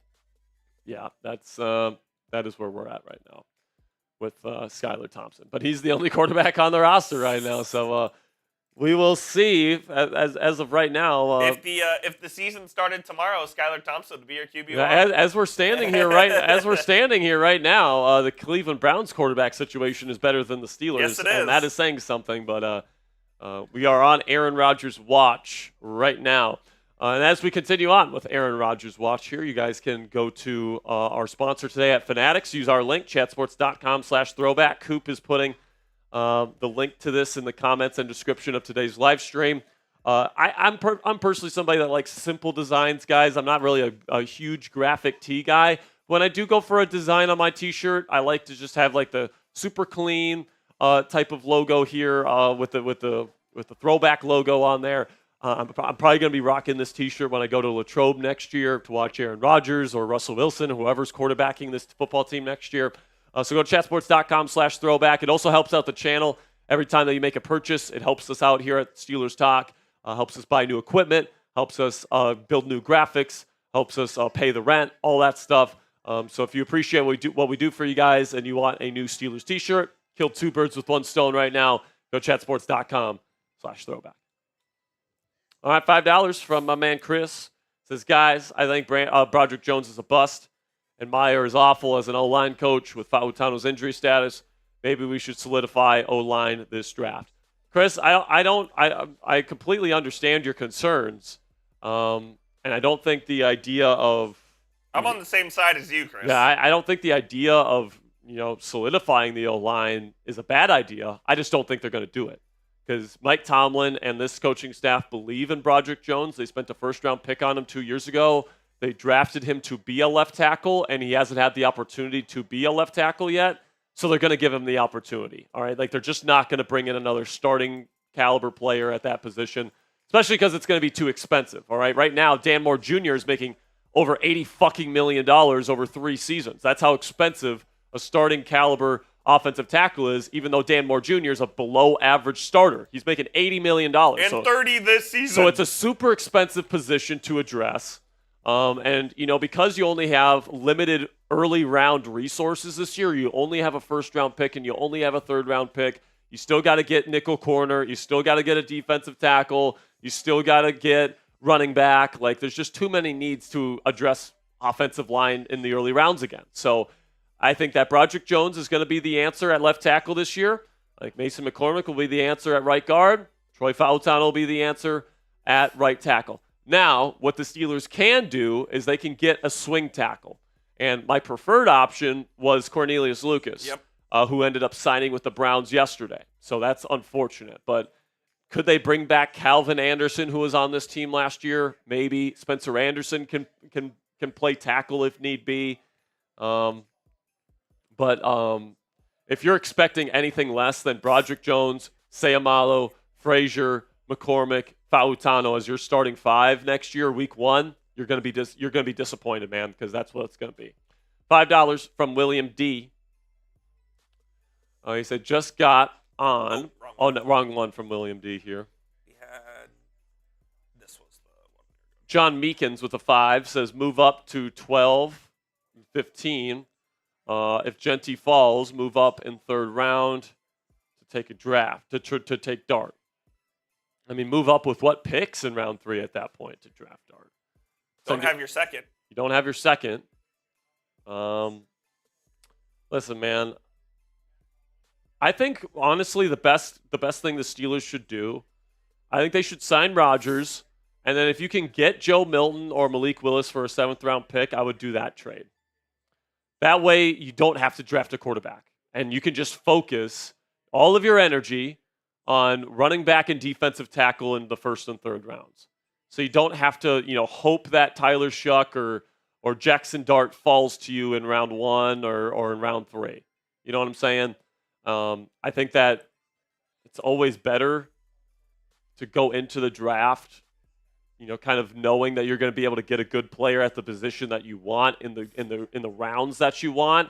I just don't know, unless the Steelers trade down, which is honestly a really good strategy if you're the Steelers right now, Coop. Absolutely. If you can trade down and if you can even get an additional 3rd-round pick and you can have 2 thirds and no 2nd-rounder, that would be nice. All right? That would give you the freedom to potentially get a quarterback in round 3. And honestly, if I'm Omar Khan, the Steelers GM, on draft night, I'm going to be taking calls to trade down. And I'm going to take the best offer available. Or, if there's no good offers on there, I'm just going to probably take a star running back if Omarion Hampton is still there. That's probably what I'm doing right now. I love Omarion Hampton, man. I think he just feels like a Steeler to me. Yeah, I think that he would be awesome here in Pittsburgh. $2 from It Kaji says, what about trading for Mac Jones? He stinks. No, Mac Jones. No, Mac Jones. He's cooked, man. He doesn't have a particularly strong arm. I think his confidence is shot.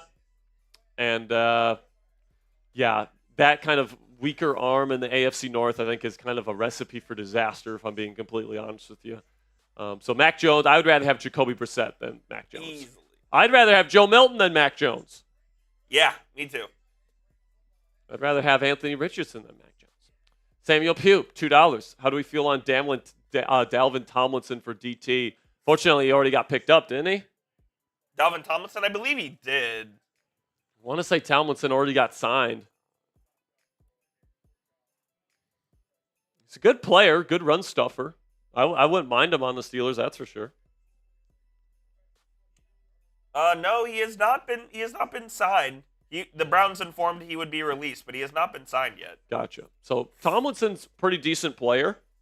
I can look up his PFF grading here and kind of see where he's at.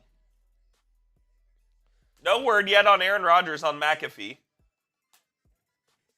Because we are about. And it sounds like they know just as much as we do. Yeah, literally. Like,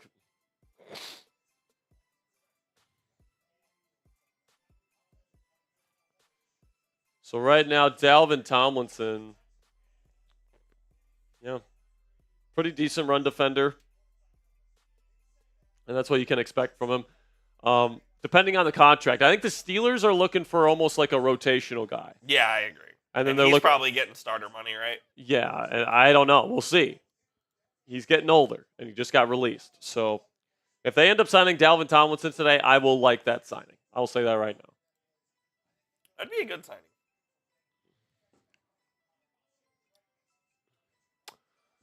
Oh, man. Make sure you guys click that subscribe button if you haven't already. We still got 1,200 people on Aaron Rodgers watch with us here today.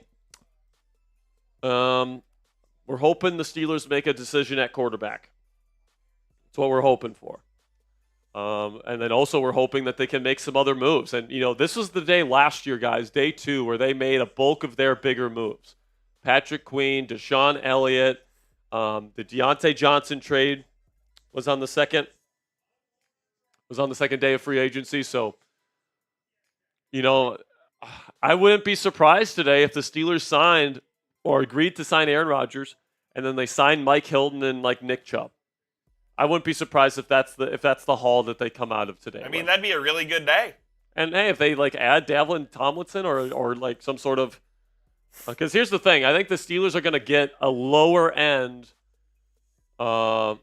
defensive tackle on a cheaper contract. That's what they're looking for. They're looking for a DT on a cheaper contract.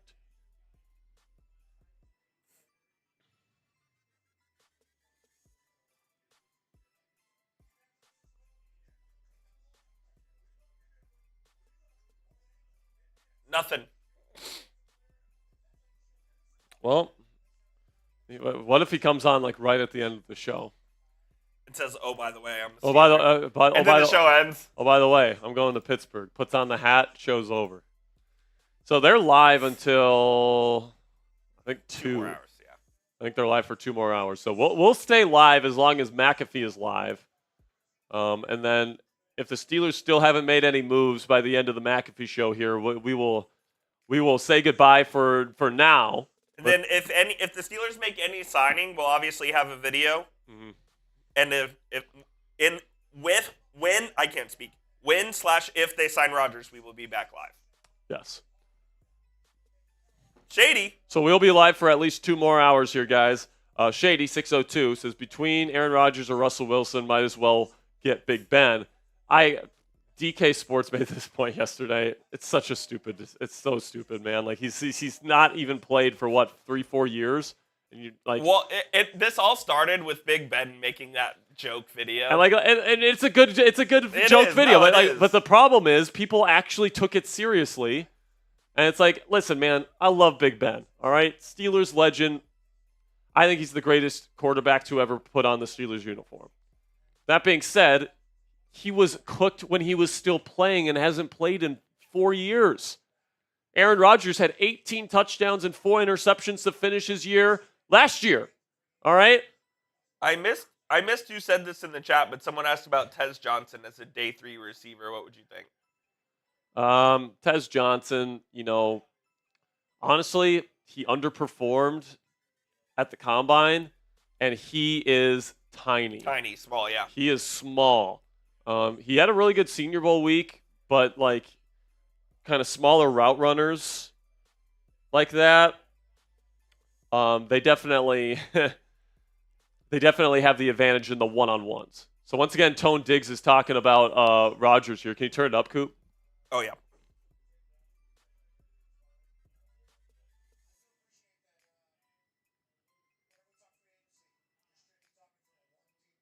You're talking Rodgers.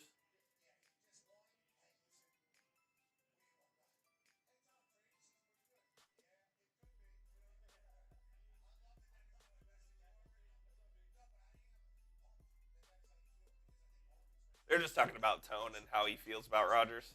Yeah, McAfee is talking about how he's pumped for Pittsburgh because If they get a quarterback. if they get him.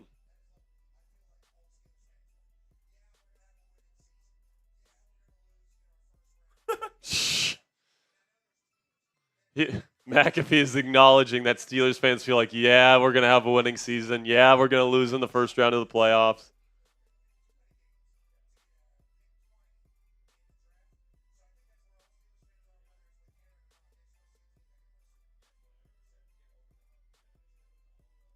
Tone's wearing the white Steelers quarter zip today.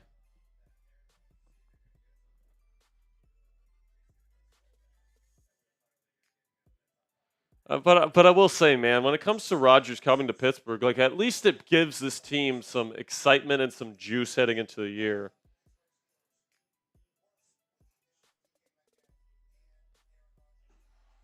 And like I think with the DK Metcalf move, with George Pickens, if he stays, like if you're gonna go with the Twin Towers offense, it makes sense for Russell Wilson and it makes sense for Aaron Rodgers because they both love to throw the go balls down the sideline. That's what they like to do. So if you're going to run that offense, you might as well have Rodgers or Russ.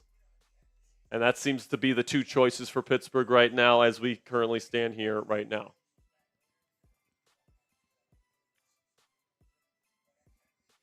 Got a super chat here from Gary. And from Chris. Oh, different one. Says, screw it. Let's just see if Tom Brady's available. He is not. He was too busy skiing with Matthew Stafford in Colorado, apparently.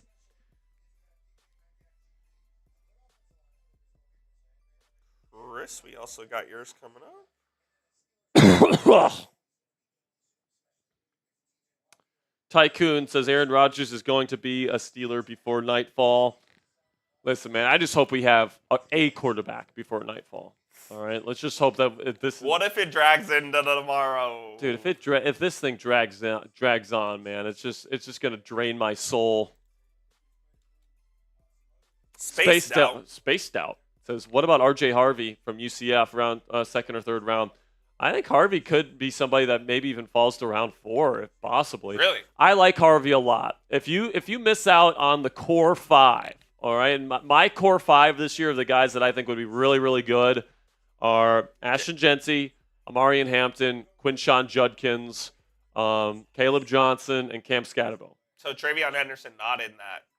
See, Travion has the potential to be really good, but he's still very unrealized. Fair.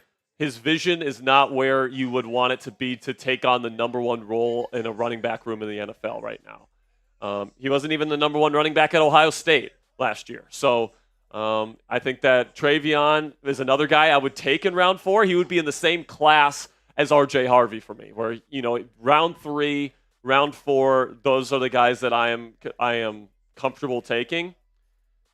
Big play threats. RJ's got some really good patience to his game. Reminds me a little bit of Le'Veon Bell in that way, where he'll wait for the blockers to develop. Did you mention Caleb Johnson as well, by the way?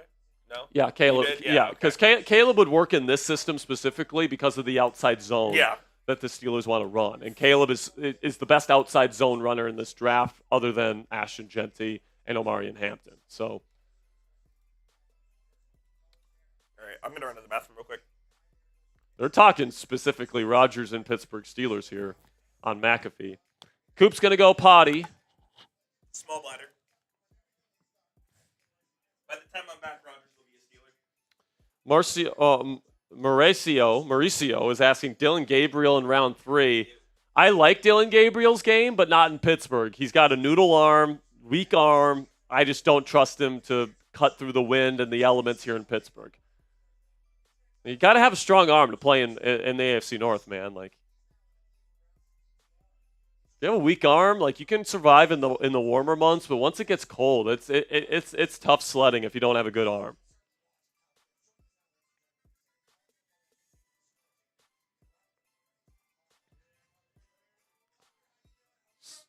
So now McAfee is bringing on A.J. Hawk now, who is their Aaron Rodgers connection.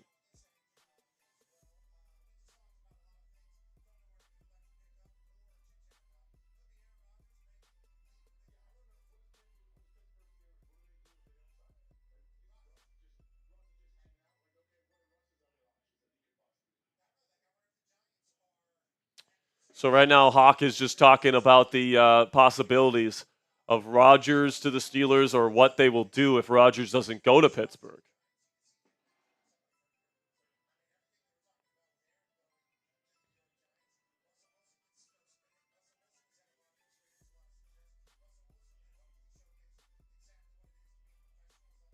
They're just talking about how if they don't get Aaron Rodgers, then they'll probably pivot to Russell Wilson, which should be the move, right? If Russ wants to come back to Pittsburgh, he should be allowed to come back if they don't get Rodgers. Like, if Rodgers goes to the Giants, it's like, what is Wilson going to do? Go to the freaking Tennessee Titans? Like, it doesn't sound like Minnesota is actually in on Rodgers right now, or at least not in terms of the latest reporting. It sounds like it's either Giants or Steelers, and it sounds like it's either going to be Rodgers or Russ for each team. And if you're Russ or Rodgers, you may. If you're Russ or Rodgers, why would you not pick Pittsburgh over New York? Got a couple super chats rolling in that we'll get to here. Coop is back after stealing some Starburst from us. He did ask.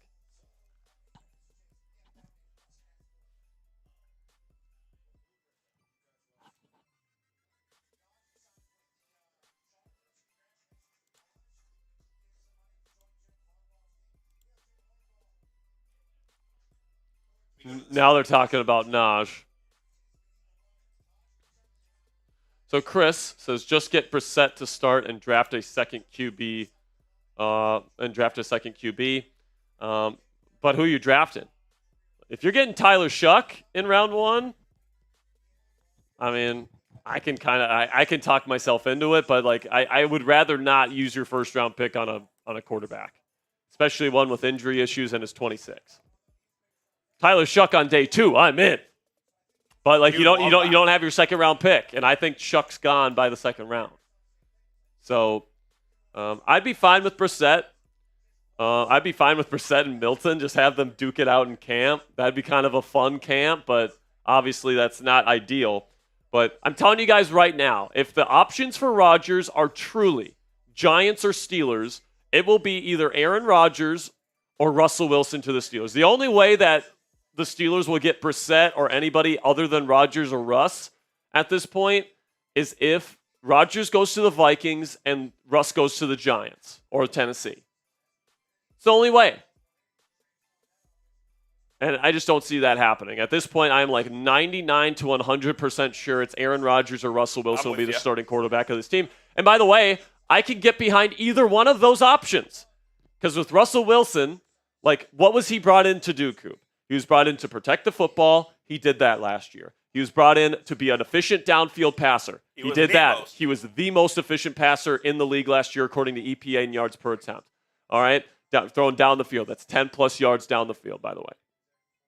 He's very accurate. He still has his arm strength. He still has his arm talent. He still has that incredible moon ball at his disposal. Now, I would say Rodgers has all those qualities, and I think he even adds to that. Yep. I think that he gets rid of the ball faster, so you'll take less sacks with Aaron Rodgers, but you also get a bigger quarterback, so you can progress over the middle of the field. Like with Russell Wilson, you have to have that first read open for him. And when that first read's open, he's got the arm talent still. It still looks really good coming out of Russ's hand. Absolutely. Which is why I'm still cool with him coming back. And if you can put together a top 5 run game around him, Russ can still have success here in Pittsburgh. But with Rodgers, you can maybe raise that ceiling just a little bit longer because you don't take as many sacks, and you can maybe make some plays outside of the first read from time to time, which Russ can't make. We got Michaela is mommy. Wow. Says Rodgers goes to the Vikings. Pitt trade for Herbert. Here we go with the Justin Herbert again. It's not happening. Who would the Chargers get at quarterback? I mean, honestly, who would the Chargers get at quarterback if they trade Justin Herbert? Easton Stick? Easton Stick? Tyler Heineke's their new starting quarterback? No, they're keeping Justin Herbert. By the way, what would it cost to get Justin Herbert? 3 first-round picks at least? Yes. And TJ Watt? No, probably not. No, I don't know, man. With what's left on the quarterback market? Yeah. Fair. They're not in position to draft a quarterback? They're not trading Herbie. They're just not trading Herbert. It's just not a possibility. Hot Rod 24, $2. This PFF still has us taking wide receiver in round 1 in mocks. I mean, I don't get it either, man. Now, if they trade down and they get an additional draft pick, or they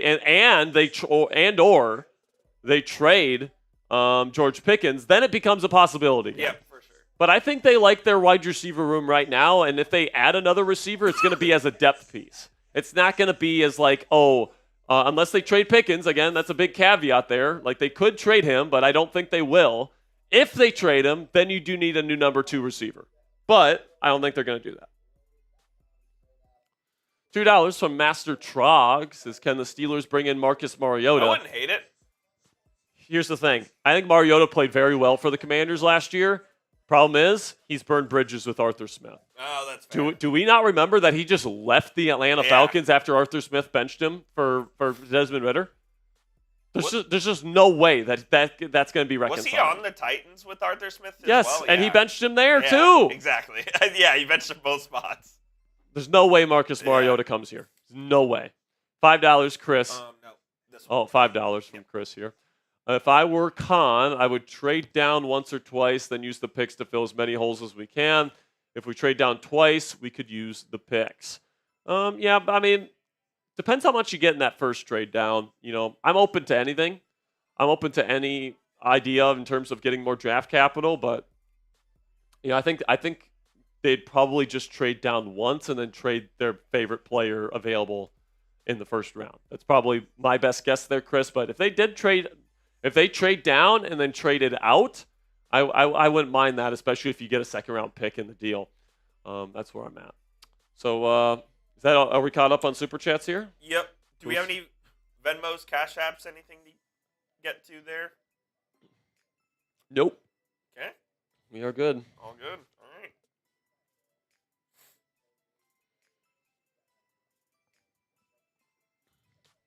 right. All right, man. So we have not. Somebody's asking about Miles Sanders for the Steelers here. Ben Wright coming in with the 2. We'll get you. I would say probably not. Now he's a former Eagles guy, so maybe Andy Weidel has a hard-on for him. We'll see. But you know, honestly, like if they're gonna get a running back, I would want them to be a true power back. You know, somebody like a A.J. Dillon. I think Nick Chubb, if you asked him to be a power back, could be one. A.J. Dillon's coming off injury, right? I think so. Yeah. But like he's still like big boy, bowling ball. No, yeah, for sure. Like if you want somebody to just be like third and short, goal line type of guy, like I wouldn't mind bringing in A.J. Dillon and then drafting a running back. Yeah, I wouldn't mind that at all. Wouldn't mind that trio of running backs at all for next season. But yeah, Miles Sanders, we'll see. Former Eagle, so maybe Andy Weidel. Former Howie Roseman employee really likes him. We'll see. How long is? But honestly, I wouldn't love the signing. When did Khan take over as GM? What's that? When did Khan take over? Khan took over immediately after the 2022 NFL draft. Okay. Yeah. Another Texan signing. Of course, Kevin Colbert. You know, he had to just finish it all off with drafting a shit quarterback in round 1. That's how he had to. Was leave that us. Pickett? Yes. Jesus. Chris said, "Just get Brissett to start." Wait, I think we already showed this cool. one. I think we already showed this one. Pedro says, we missed out on Darnold. I honestly don't think the Steelers were that in on Darnold. Yeah, they probably weren't, especially at that price tag, right? I think the Steelers offered something around like $25 million a year or something like that. Well, I don't even know what they offered him, but Obviously, it wasn't as good as Seattle because he's in Seattle right now. MJ Stewart earlier signed with the Houston Texans. The Texans, it feels like the Texans and Vikings.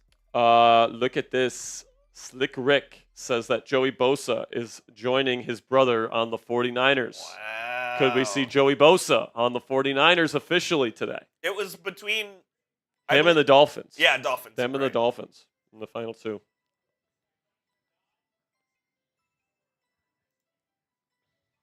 He's kind of cooked, though, isn't he? Yeah. He's had a lot of injuries, and it's affected his production when he has been healthy. It'd be cool, though, to see both Bosa brothers on the field together.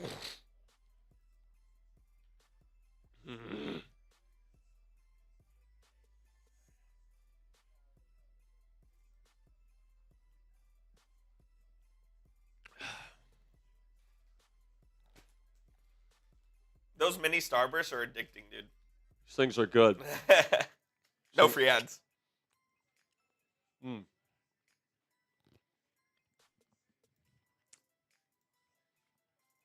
Michaela's mommy says, I'm an Oregon and a Steelers fan. Let me dream. We can get Marcus Mariota.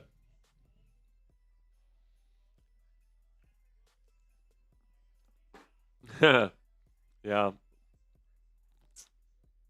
Let me dream. Yeah. Yeah, there's no really. So I'm guessing you'd probably want You can get Tyler Shuck. Could get Tyler Shuck. But, I mean, former Oregon quarterback, but was benched by Oregon. Was he benched by Oregon or benched by Texas Tech twice? He was benched by Tech twice. I believe he got hurt at Oregon. Yeah, that makes sense.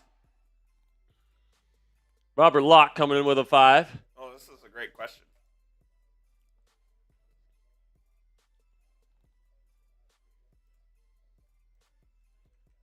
They're showing scumbag Rich Paul on the Pat McAfee show right now. Scumbag Rich Paul. Somebody was saying that they're only live, or McAfee's only going until 1. On ESPN, he only goes till 1, but I believe on YouTube he goes till 2. Well, I mean, if Rodgers was coming on, he would come on before just the YouTube cut, wouldn't he? Yeah, probably. Yeah. Robert Locke here says, "What will your sub count be at the end of the season if we land Rodgers?" Well, we're right here. Well, right here, right now. If we get Rodgers, I hope 100K. Well, my goal is to get to 100K at the end of next season and get that silver plaque.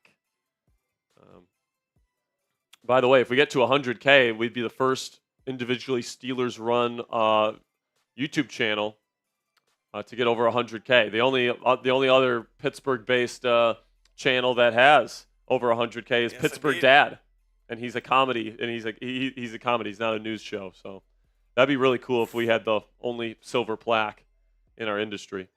But help us out. Help us out. Click that subscribe button. We're only 20 away from 77.5 here. Picked up over 1,000 subs over the last 24 hours. Yeah, we've already picked up over 1,000 over the last 24 hours. So if you're new to us here, welcome. I appreciate you guys. $2, Jay Breezy. If Sanders falls to 10, would you trade up for him? No, I wouldn't. First of all, the Steelers are already strapped for draft capital as it is, and I don't think Sanders. I have serious doubts about Sanders in the league. I have a very similar feeling about him as I had about Kenny Pickett, as I had about Daniel Jones. You know, guys that don't have strong arms, guys that don't anticipate open space. You know, it's not good, man. So I think Slick Rick may have been right because the Niners just released Leonard Floyd. Yeah, Leonard Floyd is being released by the San Francisco 49ers, which certainly points to them signing Joey Bosa. That'd be so cool, man, if the Bosa brothers were on the same team. Imagine saying they'd one day be on the same team when they drafted Nick, when Joey was still a very good player. Like you'd be like, there's no way that those guys end up on the same team someday. No politics on the show, but we know who the president's favorite team would be.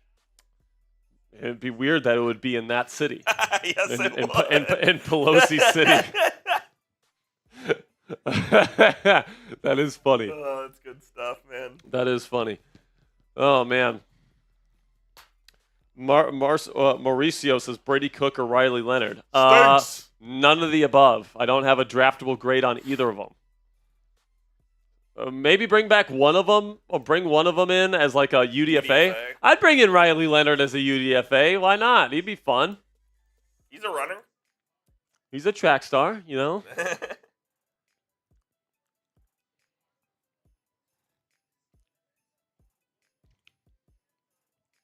But yeah, my view on Shadur Sanders, guys, is that he's definitely overhyped. I think he's getting elevated in this class because of not only the name recognition, but also because of just how poor this quarterback class is. So I think he's more of a true round 2 guy than a round 1 guy, and there's just no way in hell I'm trading up for him. No, I wouldn't either, especially. If he's there at 21, I'd hesitate taking him. Yeah, honestly, if he's there at 21, if they take him, like I can at least kind of get on board with it. But I could get on board. Trading up would be a big mistake. Trading up, in my opinion, would be a big mistake. Yeah. But obviously, wishing all the different quarterback prospects the best of luck in the league. I'm not rooting for him to fail or anything, but just based on his tape, not a great arm, not great anticipation. Kind of very college-y level offense. It inflated his completion percentage numbers. Good mechanics, good mental processor. It's interesting that it was a college-type offense because wasn't Pat Shurmur the play caller there? Yeah, but they ran a lot of shotgun. They ran a lot of screens, RPOs, lots of college stuff there.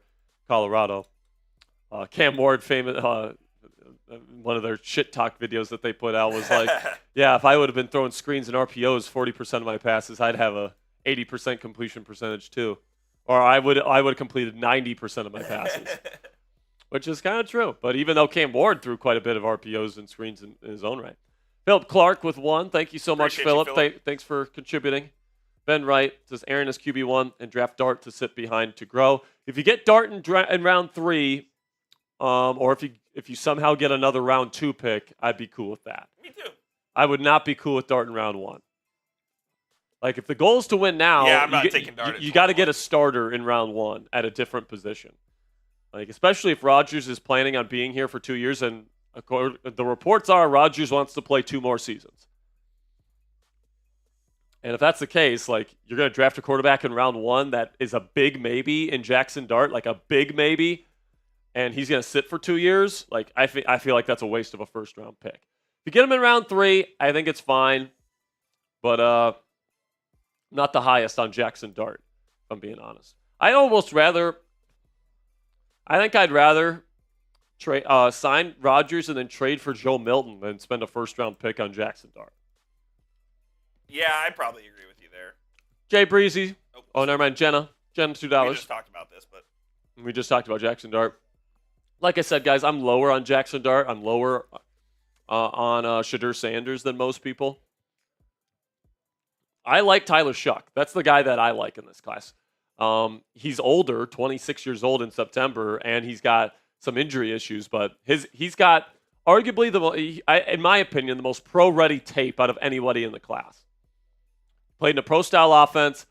Mental processing is really good. He played under pressure a lot. That offensive line was so bad at Louisville last year that he had to get through his progressions quickly. He's also very accurate to all levels of the field. I think he recognizes the blitz just about as well as anybody in this class. Quick release, A-minus arm. Reminds me a little bit of Ryan Tannehill, honestly, which I think Arthur Smith would really. I think that's why he's already had a top 30 visit with the Steelers, so he's on the Steelers' radar. For sure. If you could get Tyler Shuck in round 3, that would be the ideal situation for me, but that's where I'm at. Would you like? Do you like Kyle McCord? Kyle McCord is okay. He's smart. He's got a long release, though. Long release. He winds up, all right? But he recognizes the blitz. He understands which shoulder to throw to and ball placement. Okay arm, I would say probably below average for a starter, but decent NFL arm, I guess. And then throws a lot of interceptions. He predetermines where he's throwing the football a lot, so I feel like going up against defenses that rotate post-snap, and there's more of those. The Ravens run that defense. Seattle runs that defense. Miami runs that defense. A lot more defenses are really leaning into the post-snap rotation aspect of defensive coverage, and I think he's going to struggle with that and throw a lot of interceptions into those coverages. So I would spend a 5th-round pick on Kyle McCord, but I don't think Tomlin would because of all the interceptions that he throws. So Daniel Jones, he got a $6 million signing bonus, a $7.15 million base salary, $850K in active bonuses, aka $50K per game he plays, up to $3.7 million in incentive tied to play time. By the way, we've got over 2,000 people that have voted in our live poll today. Still Aaron Rodgers at the lead, 46%, but more than half of the people in this chat would rather have Russell Wilson or somebody else. 55% have chosen Russell Wilson or other. 25% have picked other. A quarter of the people. And it's like, I hate to break it to the other people in here. It's going to be Aaron Rodgers or Russell Wilson. I hate to break it to you guys. This is happening. They're bringing in the old guy to be a short-term solution, and then they're going to bring in another younger guy. I don't know who it's going to be. They might trade for another guy like Malik Willis or Joe Milton, but they also might draft a guy to put a new guy on a rookie contract. So it'll be interesting to see what happens. Jonathan says, do you guys own this channel, or is it owned by a bigger organization? It is owned by Chat Sports. It is owned by Chat Sports. We work for Chat Sports. We work for Chat Sports. Subscribe. Subscribe to Steelers Talk by Chat Sports. And Chat Sports. The Browns are signing a edge rusher here, Joe Tryon Troyinka. Oh, nice. 1 year, $4.75 million for him. Formerly of the Bucks.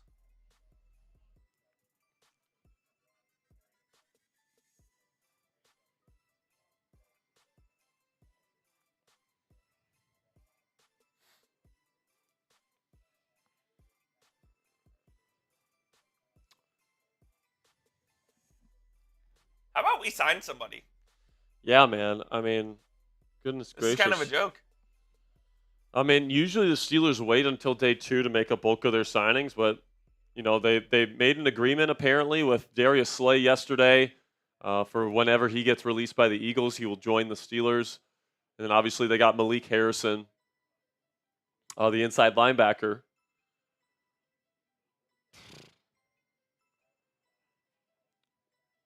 I mean, with right now, in my opinion, there's only one slot corner that I would be thrilled to get in free agency, and that's Mike Hilton.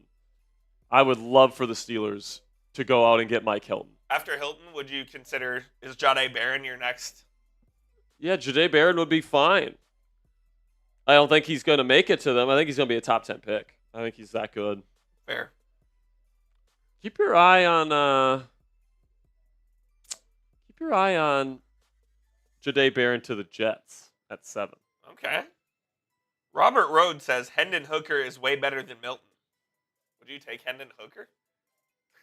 I would. I mean, Hooker. If we're worried about Hendon Hooker, we're screwed. I mean, I think Tyler Shuck is better than Hendon Hooker. Oh yeah, I do too. Like Tyler Shuck can at least move. Hendon Hooker can't move. I always hate on any Tennessee quarterback, so. I mean, Hooker's not like. I mean, if you don't get me wrong, if you trade for Hooker, like you could do worse in terms of bringing in a potential long-term option. But Hooker was old when he got drafted, and he's been in the league for what, at least 2 years now? Yeah, 2 years. Yep. 2 years, yeah. And when he's played, he has looked bad. Jonathan, what's the likelihood of getting Manning next year? Not likely.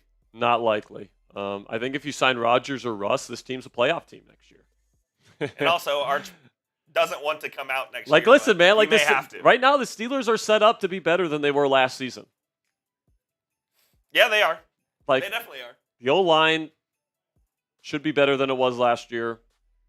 The running back room could be better than last year. The wide receiver room is already better than it was last year.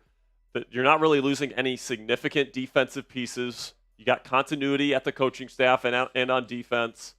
Like, with Rodgers and Russ, I think this team wins at least 10 games, and I think that they make the playoffs as a wild card.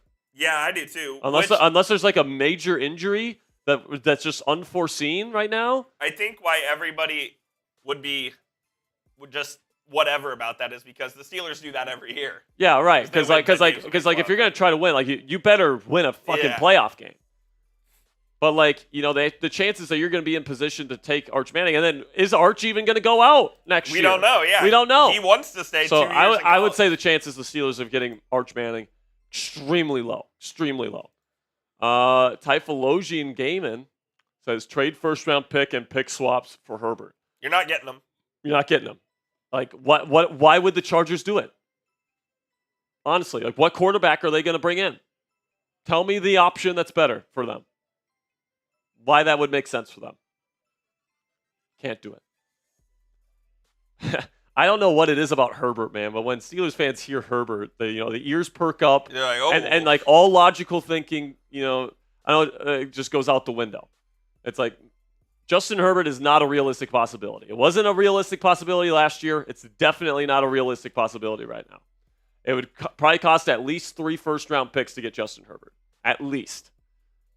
Pardeep, second, says Cooper Kupp, if he's released, would he be cheap? He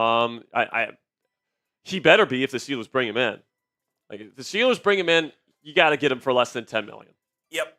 Less than $10 million, if you want to bring him in, I'm perfectly fine bringing in Cooper Kupp. Really good run blocker, underrated. Now he's an underrated route runner. He's still very technically proficient. He's lost a step athletically.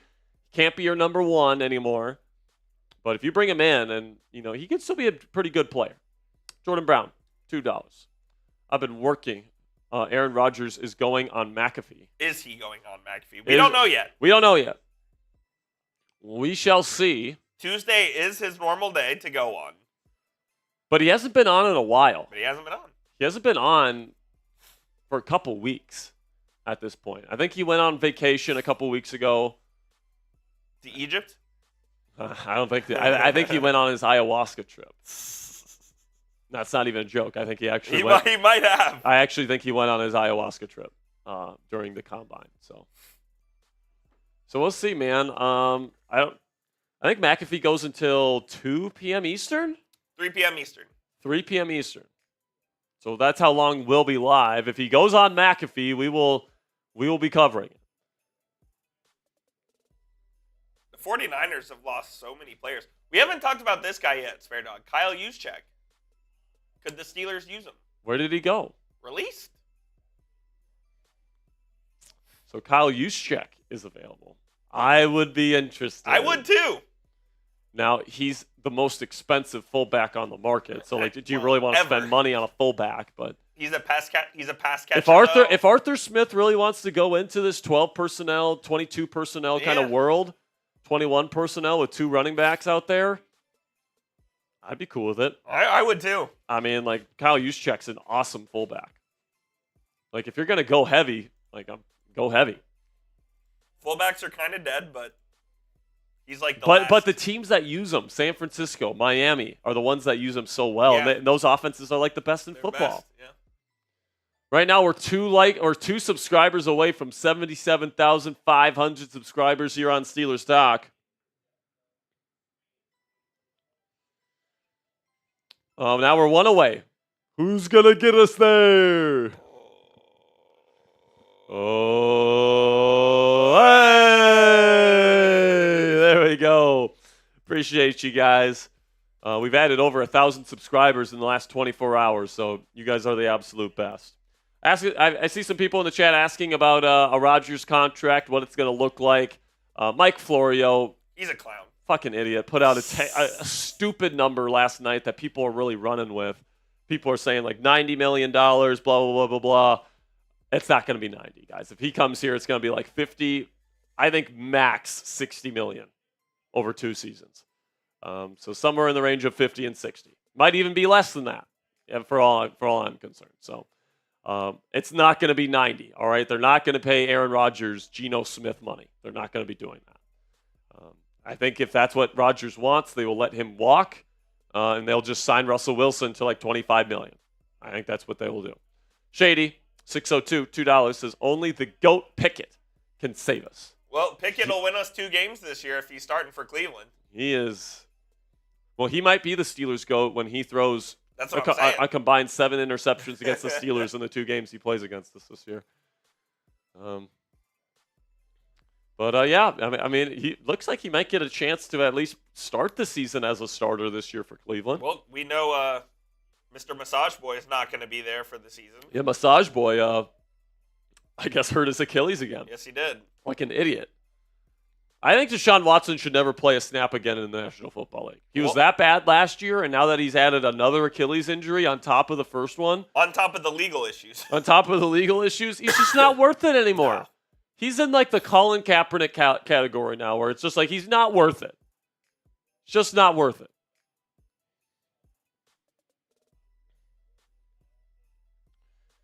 Man, I don't know what could be taking so long.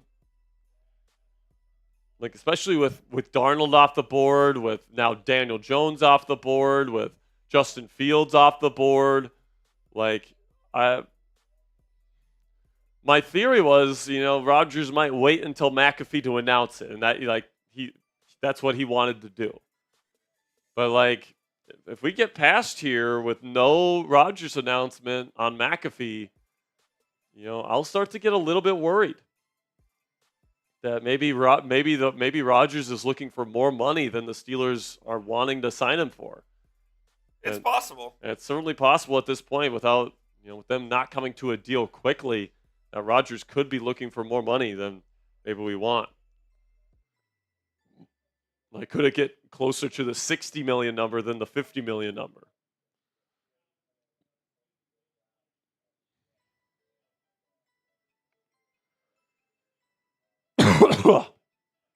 According to Mike Florio, Aaron Rodgers does want to be a Steeler.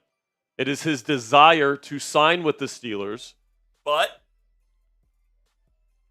the Giants could still sneak in if they give him an offer financially that far exceeds the Steelers' offer. So I guess it's still a little bit about the money for Aaron Rodgers. What if the Giants gave him 2 years, $100 million? What's that? What if the Giants gave him 2 years, $100 million? I mean, he'd take it. I think so too. I think he'd take it if that's the case. And by the way, if that's the price tag to get him, have fun, New York. Yeah, we'll see you. Have fun in New York, Aaron. We will take Russell Wilson, who is slightly less, who is like honestly, if I'd have to rank NFL quarterbacks right now, it might be Aaron Rodgers. Right under him might be Russell Wilson. Yeah. Like, that is, like, it's really not that much of a difference between Rodgers and Wilson. I do think I would prefer Rodgers just because apparently Russ has burned some bridges with people in the Steelers locker room, and it would be kind of awkward if he returned, specifically with OC Arthur Smith. Maybe those are overblown. I don't know. But it's very clear that if the Steelers really wanted Russ, they would have signed him back already. Like, right now, Russell Wilson is their fallback option, and Rodgers is their primary target. And I think the reason for that is Rodgers gets the ball out faster than Russ, so you would take less sacks with Rodgers than with Russ. And then also, he's a bigger quarterback and has better pocket presence than Russ does. So he's going to be able to see over the middle of the field past his first read more often. All right, so especially with the weapons the Steelers have, they got the big play kind of players that they got, DK, GP, Calvin, all of which can be super explosive. I'm excited to see what Aaron Rodgers could do in this offense, man. I really am. Away from Nathaniel Hackett. And off the field, Rodgers is much more interesting than Wilson. Not that matters. Instead of fake cheesy bullshit from Russ. I love Russ, man. It was really a breath of fresh air to have a positive presence. No, it was. At franchise quarterback last year, but Rodgers would definitely make things spicy. And Cooper, how about we pull up the player 2 comp of Russ versus we can do that. Raj. Answer this one first, though. Sure. Spaced Out says, is Xavier a Restrepo starter or good depth piece? right away, if the Steelers take him, I think it would be probably round 3 is where they would take him, and he'd probably start I think he'd start lower than Calvin Austin III on the depth chart, but then he could potentially move up. I think he's a good player. I think he's going to be a really good slot piece. Just so you know. What's his window? What do you mean? What's his window? Where he could get picked. Second, he's a day 2 guy. He'll go sometime on day 2, round 2 or round 3. So you guys can take a look here. Under Nathaniel Hackett, what these 2 quarterbacks did in their respective offenses. Now, it is worth noting, Wilson was dealing with an injury during that season and played through it, but Rodgers played better than Russell Wilson did in the same offensive structure. And Russell Wilson took that points per game, 16.3, and then he averaged 23.2 points per game with the Steelers. All right, so that is a big increase. So if you take that same increase in points per game from Russell Wilson and the Nathaniel Hackett offense to the Steelers offense, Aaron Rodgers would have had almost 27 points a game. So that's what we could be looking at here. At least if you just directly correlate the increase from Russ from 2022 to Russ in the Steelers offense, if you do the same thing with Rodgers, you could get up to 27 points a game with the same increase. All right? That would be top 10 in the National Football League. Now, is that a guarantee that he would get up to that part? Get up to that mark? No. All right? But I do think that Rodgers played a lot better than what people give him credit for last season. 3,800 yards, 28 touchdowns, 11 interceptions, protects the football still. He had, I think, what was it, 18 touchdowns to 4 interceptions in his last 10 games. Really started to get it going down the stretch. When he had Devontae Adams and that connection was back. He had a 98 quarterback rating in the final 10 games of the season. So he got better as the season went on, whereas Russell Wilson got worse as the season got on. And, before I say anything, particularly negative about Russ here, I still think he'd be fine as the Steelers starting quarterback. All right, I'm fine with either of these options. But right now we're talking about which one would be the better option. And whereas Rodgers finished this season on a high note and played better than Russ in the same style of offense with Nathaniel Hackett designing the offense, Russell Wilson last year ended the season with 5 straight losses, and it wasn't all his fault. That's not what I'm saying. All right, I've been saying for months now. The offensive line, lack of run game, lack of receiving weapons, and the defense crumbling were the main reasons the Steelers collapsed last year, not Russell Wilson. But if you're looking for the best option, I think I'd rather have the guy that was 6th in average time to throw last year. That was Aaron Rodgers. Russ was 28th. I'd rather have the guy that's bigger and has better pocket presence to see over the middle of the field past his first read. And by the way, Rodgers has a lot of the same positive qualities that Russ brings. He can throw the ball down the field. He likes to throw the ball down the field with his famous back shoulder balls. He can throw the go ball. He still has the quick release and the arm talent on film. He still has a all-time great and football IQ and mental processing ability. So when I look at Aaron Rodgers, I think that he is the slightly better option to Russ. But like I said, guys, if it's $45 million a year to bring in Aaron Rodgers, I'd rather just sign Russ for cheaper. Somber, $5, says Grant, Nolan, Harmon, Hampton, Dart, Shuck are all there at 21. What's the move with no second-round pick? Right now, I have to pick Kenneth Grant. Reason why I'm going with Kenneth Grant among those options is because you released Larry Ogunjobi yesterday, and the team hasn't signed a defensive tackle. You got to get somebody to start at DT. And if I'm picking a DT, I want a nose tackle. Grant is 340 pounds and is arguably the best run-defending interior lineman in this class. You can move Keanu Benton to 3 technique. You can move Cam Hayward to 5 technique. And you can allow Hayward and Benton to be penetrative-type players and really eat from that position. So I think Kenneth Grant would be my pick. And honestly, right now, I would say Grant would be my number 1 draft target if I were the Pittsburgh Steelers in round 1.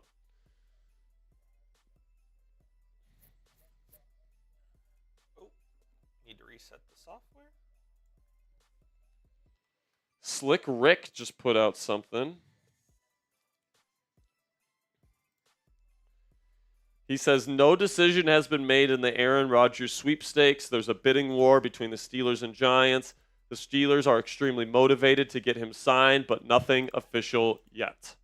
If it's a bidding war, I think I'd be a little cautious. I would be too. I would be talking with Russ's representatives and say, what can we get you back for? And, then that's kind of the number. And then if the bidding war gets past, what, $5-10 million more per season? Absolutely. Like, go with Russell Wilson. Like, do not overpay for Aaron Rodgers. Like, don't do that. Like, you still have other needs you have to address here. You still have a corner you need to add. Still have a DT you have to add. Still have to add another running back. Steelers should not be done here. They're not done building. Like, you can't give all your money to Aaron Rodgers here. It does sound like the Roydrakis Rice? Roydrakis Rice with a 2. Appreciate you. Buxby says, I keep thinking how funny it would be if the Steelers actually get Rodgers after what Deshaun Elliott said. So here's the thing, Buxby. I don't think you know this. I don't think you've heard this, but they're actually friends. They're boys. They're actually boys, and he was just like messing with them. So they actually work out together at the same workout facility in LA during the offseason, and they actually posted a picture together on the facility's website or whatever. So they're friends. Like the Deshaun Elliott and Aaron Rodgers is not going to be an issue. $10 from Michaela. By the way, Kevontae Turpin, 3 years, $18 million with the Cowboys. Losers. What do you think about taking a 7th-round flyer or UFA on Mark Gronowski from South Dakota State? I'm from South Dakota, so obviously some bias, but I do really like him. Obviously, you need to develop him. Yeah, UDFA, I'd be fine with it. UDFA, I'd be cool. Honestly, 7th-round picks, it's like you're just taking flyers on guys. As long as they've got some level of potential, I'm perfectly cool with it. Appreciate the 10, Michaela's mommy. Tristan, what's up, Tristan? $5 says, what's the most we pay for Russ if Rodgers doesn't sign? Russ will have leverage. If we blow this deal, then what? Yeah, I think he's going to get around $25 million, maybe 30 with Russell Wilson on a 1-year deal. Wilson's definitely waiting for Rodgers and is just going. Right. The reason why we haven't heard anything about Russ is because he still wants to be back with the Steelers, and they're waiting to see if Rodgers signs with the Giants. And Russ knows, if Rodgers goes to the Giants, then they have to come begging on their hands and knees that Russ will come back. Yep. And they'll give him the money that he wants, and he probably wants $30 million. Is probably what I would say. So, if you're the Steelers, man, I feel like you just get it done with Aaron Rodgers, man. If you're trying to lowball Rodgers right now, what are we waiting for, man? Steve Young, worst case, no Russ, no Aaron. Best option. It's Jacoby Brissett, in my opinion. Jacoby Brissett, and then you either trade for Joe Milton or Malik Willis, or you draft on Aaron Rodgers' watch here. We should be back. Are we back now? We are still on Aaron Rodgers' watch here on Steelers Talk. No moves have been made. ESPN's Louis Riddick just went on ESPN and said the Steelers need to level up their offense with Aaron Rodgers as their QB. His exact quote: I would go with Aaron Rodgers because I said all along I believe this organization needs him. He needs this kind of organization, I think, at this point in his career. What's my rationale for that? Why do they need him in Pittsburgh? Needs to level up somehow, some way at quarterback. They just do. They have been stuck in this kind of mid-range, mid-tier mode of operating at that position and figured as though Mike Tomlin could coach his way around it. The defense could create enough turnovers to get around it. They could run the ball well enough to get around it. They could play renegade enough to where they could create some kind of magic in the stadium that would be enough. And it's not enough. They've got to level up somehow. And Coop, I can't disagree with Louis Riddick there. And, is it possible that Rodgers is not an upgrade over Russell Wilson? Yeah, it's possible. I wouldn't say it's probable, though. But, I think he's better. I still think right now Aaron Rodgers is the better player based on my film study, based on all the research that I've done into this topic. I think Aaron Rodgers is the guy that makes the most sense for the Steelers heading into 2025. And then I don't know what the plan is going to be in terms of a long-term quarterback option, whether that's draft, whether that's trading for a guy, whether that's steal somebody in free agency. I don't know. But, I think that I've said for the last 2 weeks or so, I think the best plan of action for the Steelers is to get a veteran quarterback that can potentially be an upgrade over Justin Fields and Russell Wilson, and then to bring in a younger quarterback via the draft or via free agency or via trade. Apologies if you sent a super chat while we were having some difficulties. We'll try to make sure we have all of them. Yeah. Sorry about that, guys. We had some Wi-Fi issues again. So if you sent in a super chat while we were lagging, we cannot show it, unfortunately, because our software does not pull it. But Travis Rose comes in and says, why not go after Trevor Lawrence or Kyler Murray? The answer is simple, Travis, because they're not available. The Jaguars aren't. If you're grasping for the Trevor Lawrence and Kyler Murray straws, I think that is a desperate ploy to try and not get Rodgers or Wilson. Like at this point, guys, if we're going to be acknowledging reality, it's going to be Aaron Rodgers or it's going to be Russell Wilson next year. And if it's not either one of those guys, it'll be something like Jacoby Brissett. But like teams at this point are not trading their starting quarterbacks. Ray Zilla says if we would have paid $30 million a year for Fields or 2-year $90 million for Aaron, why don't we give Russ 3-year $90 million? 2 birds, 1 stone. Well, the timeline of the Steelers, first of all, is 2 years. This window is 2 years long, so I don't think you're giving any quarterback anything more than a 2-year contract. Yeah. Unless it was a young superstar that somehow fell into your lap, I don't think you're giving a quarterback more than a 2-year deal. Yeah, and I think the Steelers' timeline, and this is an important point. The Steelers' timeline is 2 years. It's 2 years. Because Cam Hayward retires in 2 years. And the plan is to try and get him a ring before he retires in 2 seasons. So I understand why a lot of Steelers fans want to plan for the future. I understand why a lot of Steelers fans don't want to go with a short-term option at quarterback. But the reason why the Steelers keep going to these short-term options is because they're on a short-term timetable, guys. That's just the reality of the situation. They're on a short-term timetable of 2 years to win a Lombardi Trophy to try and get Cam Hayward a ring. That's what they're operating with right now. And I think that the Steelers offered $20 million per season for Fields. They offered $30 million over 2 seasons, so that would so it's $15 million per year. I think they offered $20 million guaranteed, but yeah, so they just got outbid by the Jets. That's just what happened. What a Denver. Great name, Ben Denver. Ben Dover. Oh, I for some reason I read an E there. My dyslexia. Says Russ played comparable to Rodgers with less talent, less O-line, less games played, with Russ having rushing upside. Am I wrong here? So I think the thing that is missing in that equation there, Ben, is that Rodgers was in the Nathaniel Hackett designed offense. In an organization that was completely crumbling, by the way. They had no offensive game plan whatsoever every single week. We can say whatever we want about Arthur Smith. He certainly wasn't perfect last year. He was a lot better than Nathaniel Hackett. All right? Yes, he was. And we can show the numbers between Aaron Rodgers and Russell Wilson when they were both in a Nathaniel Hackett-led offense. Rodgers was actually better than Russ was. All right? So I think that, the right comparison here is if Rodgers was with Pittsburgh last year, would he have played better or worse than Russ? I think he would have played better. All right? If Rodgers or if Russ was with the Jets last year, would they have played better or worse than Aaron Rodgers' 28 touchdowns to 11 interceptions? I think Wilson would have played worse. You guys can see what Russ did in the Broncos offense in 2022 with Nathaniel Hackett.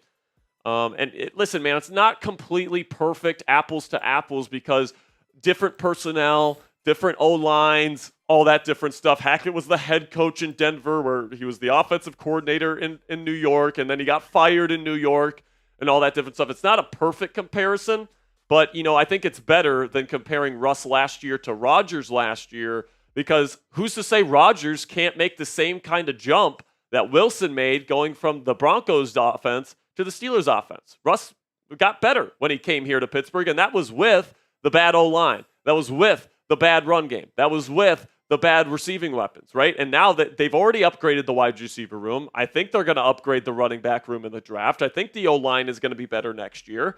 So who's to say Rodgers can't bounce back the same way that Wilson did when he came to Pittsburgh, especially with the better help around Rodgers now. And, I just look at what these guys did on film, and I look at what they can do and what they can't do. I think Rodgers does everything Russ can do. He can throw the deep ball with accuracy and touch. He's got the veteran experience. He's got the playoff experience. He's won a Super Bowl. He protects the football at a high rate. He does all the stuff that Russ does. But then I think he adds a couple of things there where he gets the ball out faster. So he was 6th in average time to throw last year, whereas Russ was 28th. I think Rodgers getting the ball out faster will mean less sacks. Just to prove that, last year, let's take a look at the sack rates last year between Aaron Rodgers and Russell Wilson. And then let's look at the average time to throw numbers. So last year, the average time to throw numbers. Aaron Rodgers was 6th at 2.69 average time to throw. Russell Wilson was 2.82, which ranked 28th. Then you look at the sack percentages. Aaron Rodgers had a 6.3% sack rate. Russell Wilson had an 8.5% sack rate. So I think the Steelers offense would take less sacks with Rodgers. And then the other aspect of it is that the way Russell Wilson plays is that he's really, really good on his first read. Makes the right decision, and if he's pulling the trigger down the field to his first read, it's on time, with great pace, with great touch and accuracy. He's really good at that. But if he has to get off his first read, he's somebody that's just kind of put it ingrained into his brain that he has to scramble and try to make plays outside the pocket when he can't really do that anymore because he's not the same athlete he used to be. With Aaron Rodgers, he's somebody that will go 1 to 2 to 3 to 4 and rip the football to his third or fourth progression and actually get through a full field progression read. And whereas Russell Wilson, I think, is more of a one read to play make type of quarterback, which I think at this point in Russ's career isn't really sustainable. Right now, both of these quarterbacks, in my opinion, because of the reduced athleticism, need to play the game the same way that Tom Brady and Peyton Manning played. From within the pocket, getting the ball out fast, being a distributor. I think Aaron Rodgers is more built to play that style of offense and be that style of quarterback at this stage in his career than Russell Wilson is, even though Rodgers is older and Russ is slightly faster than him at this point. So I actually think Rodgers is the more superior option. But like I said, guys, I'm not paying Rodgers $10 more million per season. It's not a chasm between these two quarterbacks. I think if Russ is the quarterback for the Steelers next year, they're a playoff team. All right? It's not that much of a difference. It really isn't. Tristan Denny, $5, says LaFleur coached the reckless out of Malik. Worth a sixth, budget Justin Fields, and still young. I'd be fine with Malik Willis. They probably want to keep him, though. Apparently, they're trying to. Really? They're trying to deal him. Yeah. Interesting. So I think that's why I mentioned Malik Willis, because I think there's some reports. I think U Stadium, if you believe U Stadium's reporting, said that the Packers are open to trading him. I think he's worth a late day 3 pick. Absolutely, Tristan. Apparently Mike Tomlin loved him. It could have been a smokescreen because they ended up taking Kenny Pickett, but all the reports in 2022 was that Tomlin and Malik Willis hit it off in their meetings. So who knows? Ray Zilla says, I pick sacks over picks. 11 turnovers is crazy. What? Is this a joke? 11 is not that much. 11 interceptions is not that much, Ray Zilla. It's less than Russ, but Aaron Rodgers has the lowest interception percentage in NFL history. His issue is not throwing interceptions. So you wouldn't have to worry about that with Rodgers. You really wouldn't. Let me check my numbers here. I think Aaron Rodgers was top 5 in turnover-worthy play percentage last year. Rodgers' issue is not turning the football over. Aaron Rodgers was top 5 last year, 1.8. Russell Wilson was at 1.7. So they turn the ball over and they put the ball in harm's way around the same rate. So they turn the ball. Both of them do not turn the football over very much. But Russell Wilson has an 8.5% sack rate last year, whereas Aaron Rodgers only had a 6.2.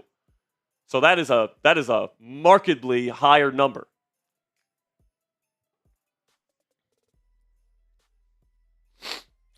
God, man, can we just make a signing?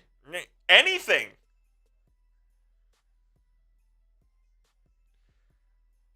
Justin's asking if we got his email about the jersey info. I did get your email. I'm probably once I get some time, Justin, I'm gonna be getting all the jersey orders in this week. Probably at the end of the week. Probably at the end of the week. I can't remember what jersey you asked for, but if you ask for DK Metcalf, it's gonna take a little bit of time anyway until they decide what his jersey number is gonna be. So appreciate you, Justin. But we did get your email. We got your info. Appreciate you, Justin.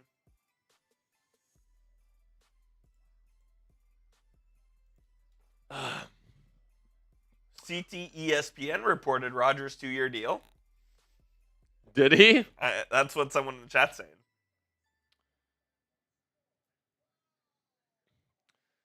That's what CT ESPN put out. Because he's been saying Rodgers to Steelers for a while. Should we go live?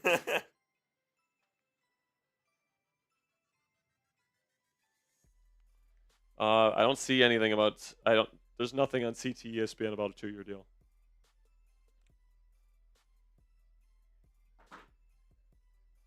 Are you sure it's not like a fake CT ESPN? It could be. Because I think I have noties on for CT ESPN and I haven't gotten anything.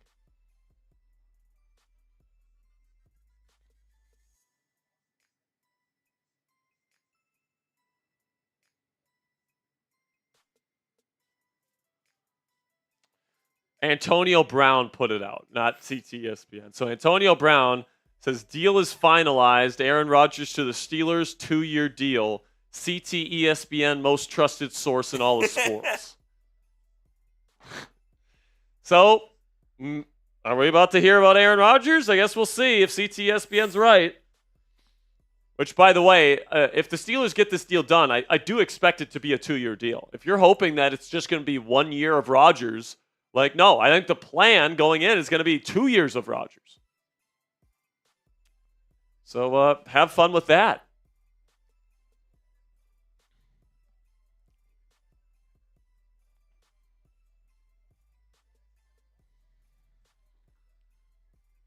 What if AB is right? I mean, AB did say last year a number of times, Brandon Ayuk told him himself he's going to Pittsburgh, and he never did. So He did say that.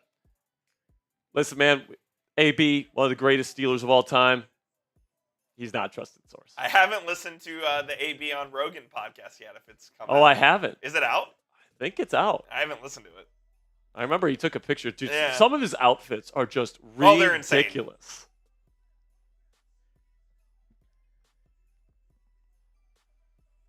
Dude, this is the same guy that threw a bag of gummy penises at his baby mama with the police there and said a bag of dicks for the dick. And he somehow evaded a police standoff. I think he's the only person ever that I've seen. They just left. He just left. So right now, it's currently 2:18 p.m. on the East Coast. McAfee is still going. He goes until 2 p.m. Central, 3 p.m. Eastern. So we'll see if Rodgers shows up in this final hour. But if the Steelers don't make a move until 3 p.m. Eastern here, guys, we're going to sign off, have some lunch, and then if Rodgers signs later today, we will come back live. So if you got questions, get your questions in.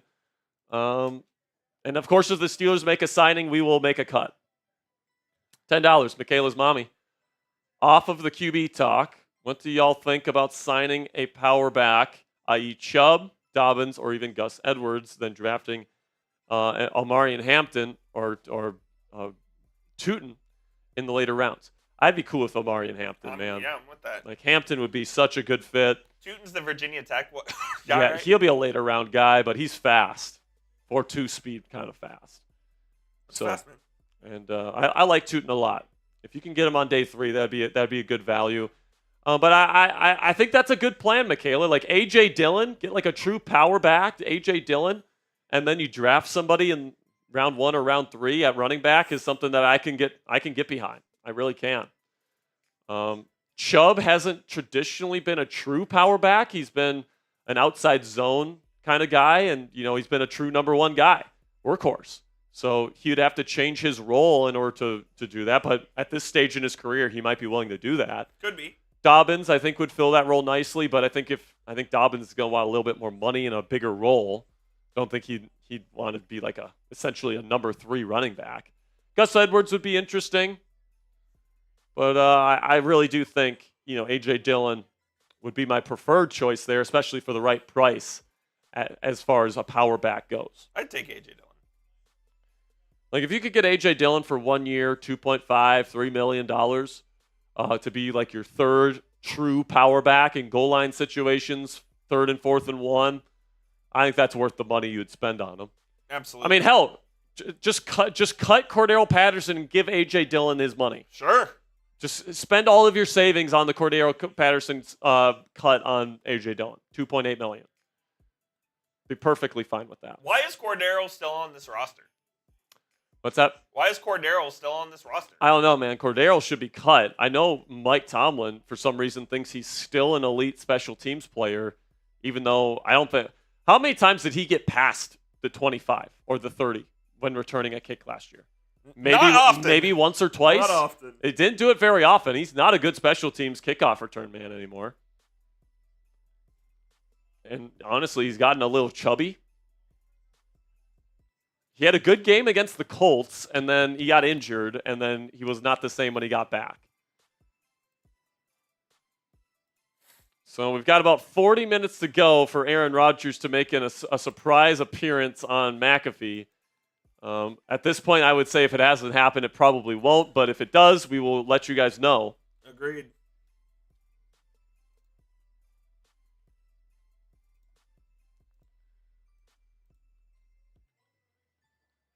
Team Redetto, anything on TJ Watt yet? We have not had an update on TJ Watt quite yet.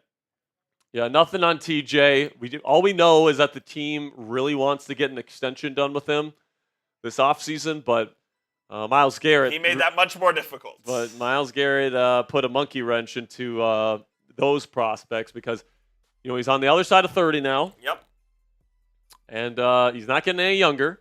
He is not. But he is a perennial defensive player of the year candidate. And if he wants to make top of dollar, like top of market like he wanted last time, you can see why.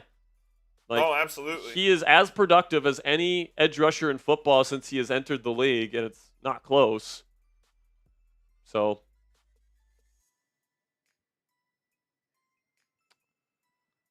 that's where I'm at, man. TJ, I'm not paying him 40 though. Like, I'm just not. I'd be willing to go up to like 37, but that's like the highest I'm willing to go.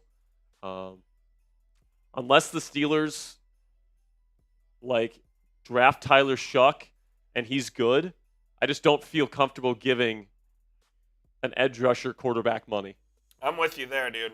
Like, if you're paying a quarterback and a position player quarterback level money at the same time, like, you just have no cap space. You just can't build a team. And like, as much as TJ Watt and how important TJ Watt has been to this team, like, unless they backload the shit out of that contract, which is a possibility. I mean, they could do that. I would not be in favor of $40 million a year for TJ.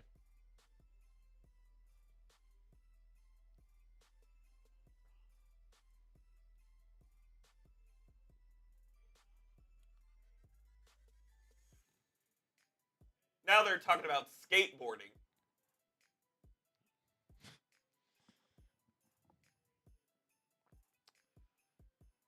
God, dude, I hate Myles Garrett.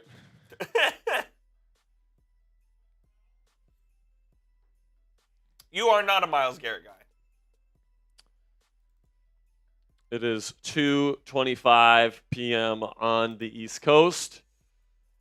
We have about 35 minutes to go until the McAfee show wraps up for the day. We haven't had a signing in half an hour. We haven't had an NFL free agency signing in a long time at this point. It was Kevontae Turpin. Kevontae Turpin was the one signing of me. Electric returner.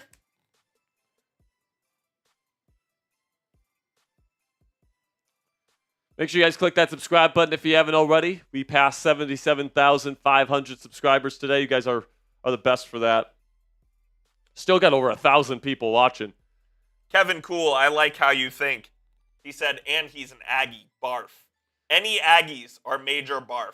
Yeah. Aggies or Sooners? Major barf.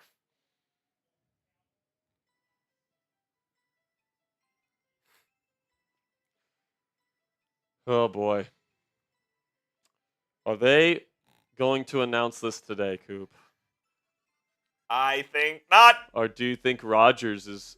I would think Rodgers would pick his team. He would pick the team that would be most likely to help him win. And then he would say, all right, if you give me a respectable number, I'm going to you guys. Could be. But it seems like, based on the reports, like it's a bidding war. that it's a bidding war, and not he's what trying you to want. max out the money that he's getting.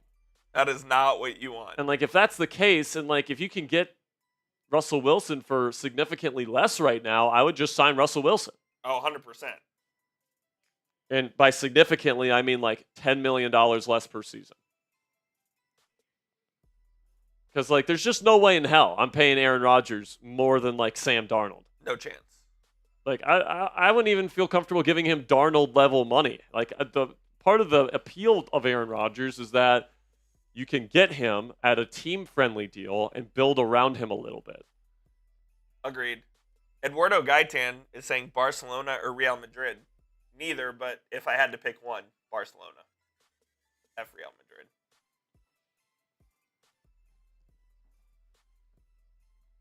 Greg Carter coming in with the $2 super chat. Says, is Russ waiting on Rodgers? Yes, he is. Yes, Russ is definitely waiting on Rodgers. We know for a fact Russ wants to return to Pittsburgh. He's made that abundantly clear, and the fact that he hasn't just gone off and signed with the Giants and hasn't just gone off and signed with the Titans shows that, he would probably want to go to Pittsburgh if Rodgers goes to the Giants. And also, probably the Giants would rather have Rodgers than Russ.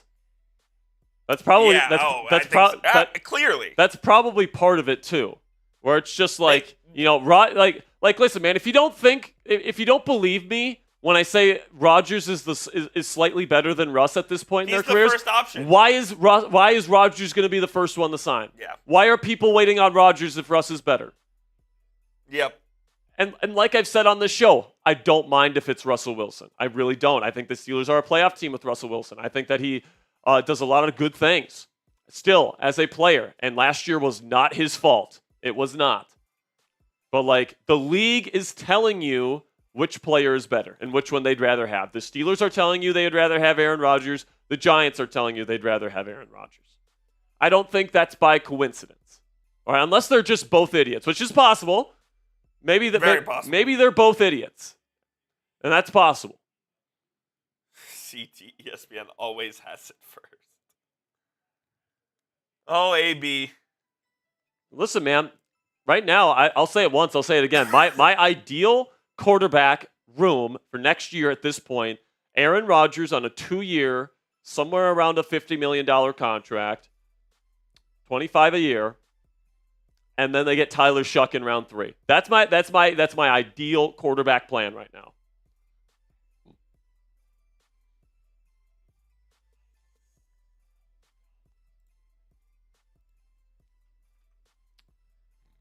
We got another super chat here, another 5. Yes, sir, from Team Redetto.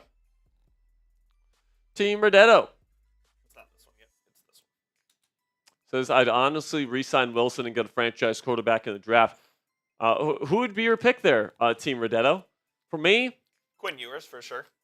Coops is Quinn Ewers. Mine is Tyler Shuck. I love Shuck's film. I don't think Quinn Ewers is a franchise quarterback. He could have been. Too many injuries, too inconsistent. GB Travel says donation info. I'll put that up on screen for you. So, again, guys, if you want to donate to the show, you can. It's not required by any stretch of the imagination. We love everybody that's in this chat, whether you donate or not. We try to give you guys the most interactive Steelers community anywhere on YouTube. So if you appreciate the 8 hours we spent on this show yesterday and the hours we've already spent here on day 2. You guys can send a donation in at Jack Sperry on Venmo, # Captain Jack 19 on Cashapp, or at Captain Jack Rabbit on PayPal. And also, if you want to super chat, you can do that as well. Just hit the money sign inside the rectangular box on your screen. Yeah, exactly. $5. Oh, no, this one was from Chris. Chris, $5.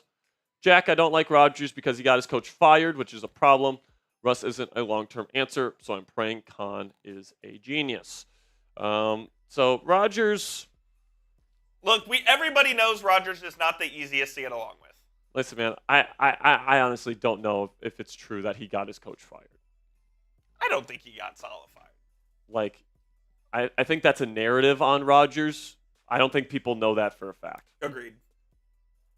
I don't know. Maybe he did get him fired. I don't think he did, but Woody Johnson, it really seemed like just wanted to move on from Coach Saleh. And he did consult Aaron. We know that. He told Aaron before he did it, but that doesn't mean Rodgers went to him and said, fire Coach Saleh. Correct.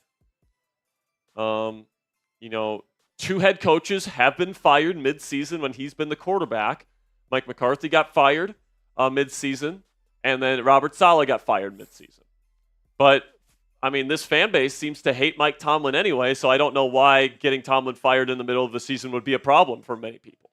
Yeah, I agree. You know, like, if anything, it's a good thing. Like, if you hate Tomlin and you want him gone, like, if you think Aaron Rodgers will be a disaster, how is this not a positive thing for the Steelers organization in the long run, then?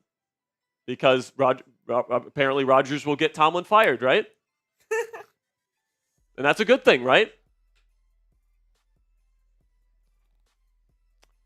I don't think that pessimistically. I think Rodgers would be fine. I think they would be a playoff team at the bare minimum with Aaron Rodgers. I agree with that. Unless there's a catastrophic injury and like the season is a complete shit show, which it could be. It could turn into a shit show. Like, completely. I completely acknowledge that it could turn into a shit show, but it could also be awesome. It could also be awesome, guys. I'm telling you, on film, Aaron Rodgers has not lost the arm talent. He has not. Still has the arm strength. Still has the quick release. Still has the flick of the wrist. Yes, he does. Still has the mental processing. He was put in a terrible situation last year with Nathaniel Hackett calling that offense. And even when they changed coordinators, it was still Nathaniel Hackett's offense with terrible plays. Honey Badger back to the Saints. Is that official? Mm-hmm. Honey Badger back to the Saints. It's the newest signing. And he is NOLA through and through. Oh, yeah. He really is.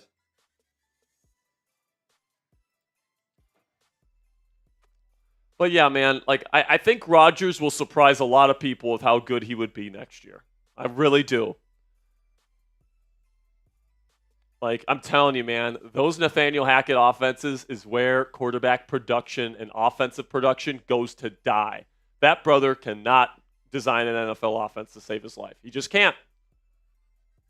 And, like, I don't even care if he had Garrett Wilson, Devontae Adams, and Breece Hall. They had no run game with Breece Hall. The offensive line was a joke last year with all the injuries that they had. Their offensive line was poorly coached. Tons of missed blocking assignments. Miscommunications out the wazoo.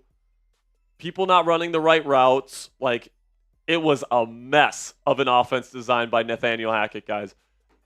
If you don't watch film, I can't really explain to you because I can't show film on this channel without getting demonetized. Right. I can just tell you, based on the film study. And check out Twitter. But based on the film study that I've done, like, that was the worst designed offense in the entire league last year. And Aaron Rodgers, honestly, he honestly elevated that group. Yes, he did. Tony, or Team Redetto, if they fire Mike Tomlin, I will not watch. Well, I mean, when people tell me, Jack, if the Steelers do this, I will not watch. I take that. I don't believe you. I take that about as seriously as people that say, I am moving to Canada if my presidential candidate doesn't win the election. I'll say it never happens. You guys will still watch. My team traded Luka Doncic, and I still watch most of the games. You will watch. I promise. Listen, man, if they bring in Aaron Rodgers, it might be a move that fails, but it might be a car crash. But It'll be fun. But you know what you say about car crash? Can't look away. You can't look away from one, man. So if Aaron Rodgers is here, I guarantee you all of you guys will be watching Steelers football next year. $10, Smooty Booty. Tomlin could walk into downtown Pittsburgh and murder someone in cold blood and still have his job. That's not true. He'd be in jail. He'd be in prison. But the Donald Trump line there, I guess. But yeah, no, he couldn't get away with that. No. By the way, most people, yeah. I mean, here's what I think, Coop. I think if they don't make the playoffs this year, I think if they have a losing season, he's done. They're blowing it up. I agree. Right now, they're at the point where like they have to maintain what they have created, or if they go downward, like they're done. Like they have to go upward or maintain to even have a chance to keep their job. Yep. And like, it's very hard to make the playoffs in the NFL. Yes, it is. It's very hard to do that. It's even harder to win a single playoff game. All right? It's been too long since this organization has done that. That can be true, but it can also be true that Mike Tomlin's on the hot seat next year. He is. I think he is. He 100% is. If this team goes 8-9 next year with Aaron Rodgers, with all the talent that they have on the roster for this year, Mike Tomlin will get fired. I guarantee you. Guarantee you. Chris says, if we went all in to draft Cam Ward, I'm okay with it. What's all in? Like, how much are you willing to trade up to number one? Are you willing to trade 2 first-round draft picks and TJ Watt? I would think about that. I would think about 2 firsts and Watt to move up to 1 for Ward. I wouldn't move up if I'm the Steelers to do it. But I don't. But here's the thing. They're going to get Rodgers or Russ. And if that's the case, I don't think I'm willing to do that then. So that's where I'm at, man. That's where I'm at. We're just waiting to see if Rodgers goes to the Steelers or the Giants. And then I guarantee you, after Rodgers signs with one of these teams, we're going to get a notification on Russell Wilson. Within 10 minutes? Within an hour. Yeah. Within an hour, Russell Wilson will sign with the other team. So we'll just see how these dominoes fall here. And honestly, it wouldn't shock me if Aaron Rodgers is on the phone with the Minnesota Vikings right now. You think he's going to bring a third team into this thing? It wouldn't shock me. Like, in terms of, if his goal is to win one more Super Bowl before he retires, like Minnesota, with all the moves that they've been making, you can make an argument, 1-year contract. Does J.J. McCarthy request a trade if that happens? But that's the risk you run if you're Minnesota. Right. Plus, it sounds like Rodgers wants the money. Nick, but worse. Real question is, who walks out wearing 14? GP will wear 14.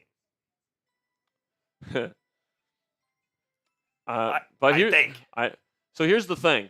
Unless he offers them like $1 million. George Pickens needs to pay millions of dollars, or at least $100, at least a couple. It's hundreds of thousands. Yeah, hundreds of thousands of dollars out of his own pocket to pay for the number change if he changes. Because you have to buy out all the existing merchandise. But knowing Pickens, how much he loves the number 1, if they offered him the number 1, he'd take it.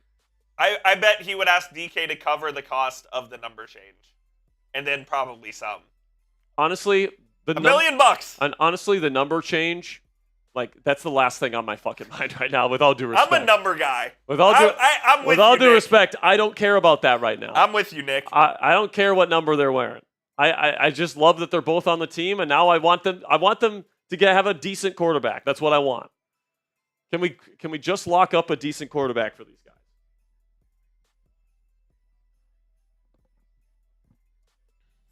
$5 super chat from Jonathan Holland.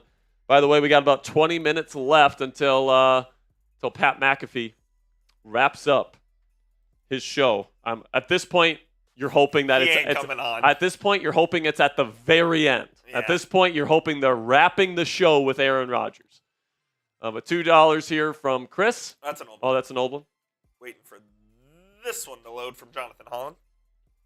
Jonathan Holland, $5, says Tomlin is a hell of a coach in my opinion, and rather it's Rodgers or Wilson.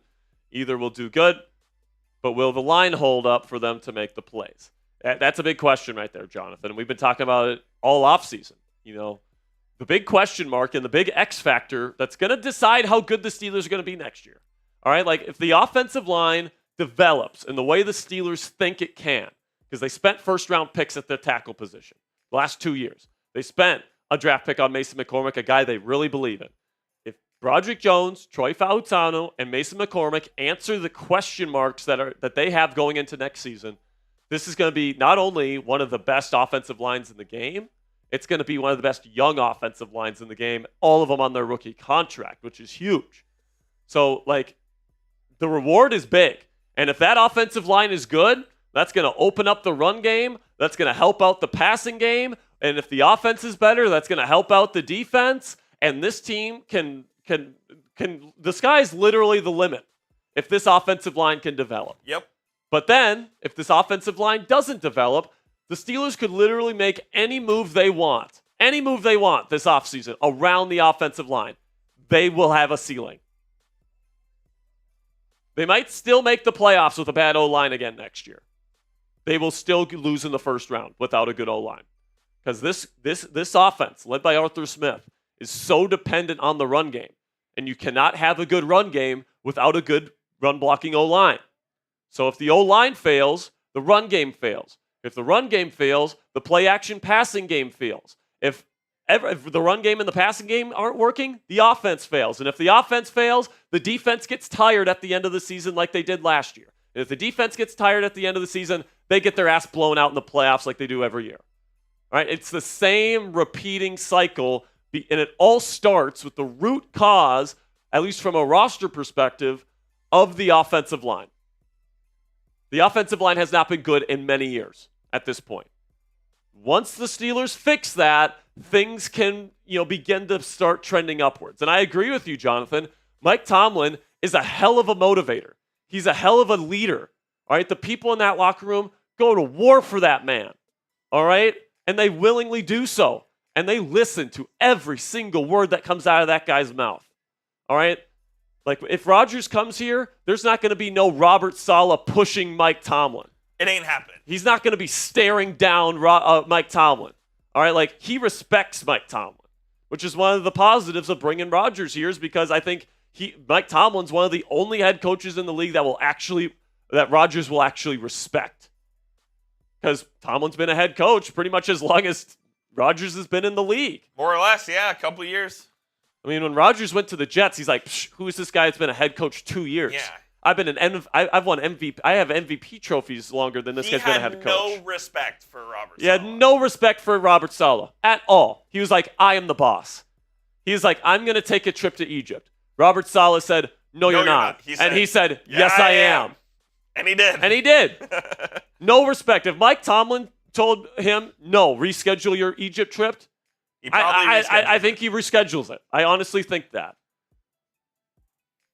Or maybe he just lets him go. He just lets him go and doesn't get into that stupid kerfuffle. But I agree with you, Jonathan. It's not that Tomlin is a bad coach per se.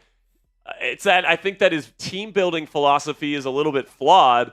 I do think that his tendencies to challenge at weird times, I think his game management is really bad at times. But he's a hell of a leader, and he's a hell of a leader of a locker room.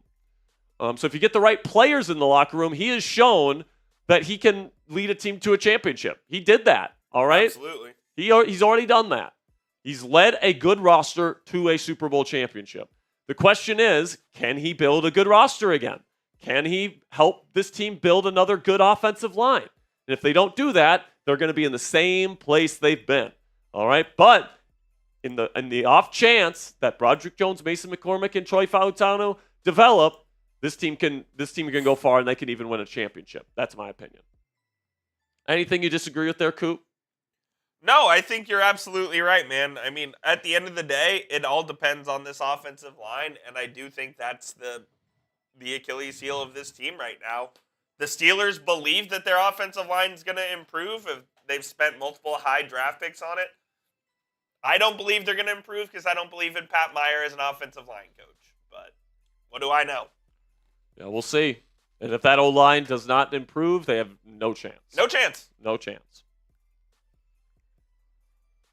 Oh, man. So we are about 15 minutes away here before the end of McAfee. Right now, you're just kind of hoping that Rodgers, finalizes the deal right now so he can show up at the end. They have AQ Shipley on right now, so.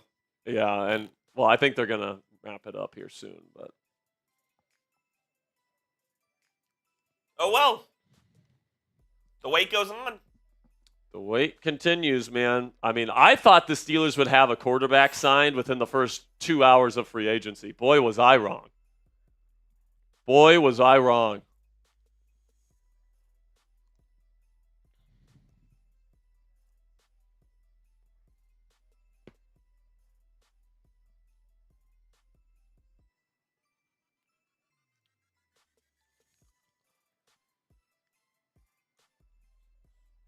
Howard Grigo.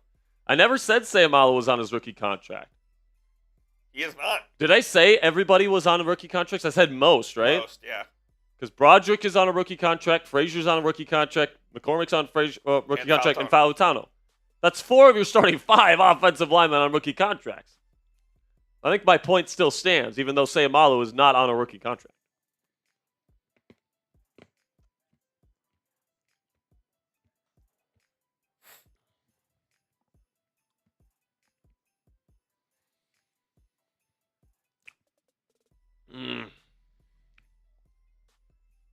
Darrington Evans. We're about to sign off here. Yep. 15 minutes left in McAfee. Low. I'm all right. Everybody we just want to. Trader Joey's in here. He's ruining our party here. He's asking how we're feeling about the Rodgers watch, and I'm telling him, like, we just want an answer. Whether it's a yes or no. Whether it's Rodgers, whether it's Russ, I just want to know because like they're not making any other signings, which is making me worried that this is going to be a larger contract than I want it to be. And by the way, if Aaron Rodgers is milking every last dollar out of the Steelers here that he can get, I mean that's kind of a bitch move. It's like, do you want to come here or not? Do you want to win or not? Because like, why are we trying to penny pinch here when you've already made more money than any other player in NFL history? I'm with you there. Jonathan says, well, come on then. Here we go. Here we go. Appreciate you, Jonathan. Real one.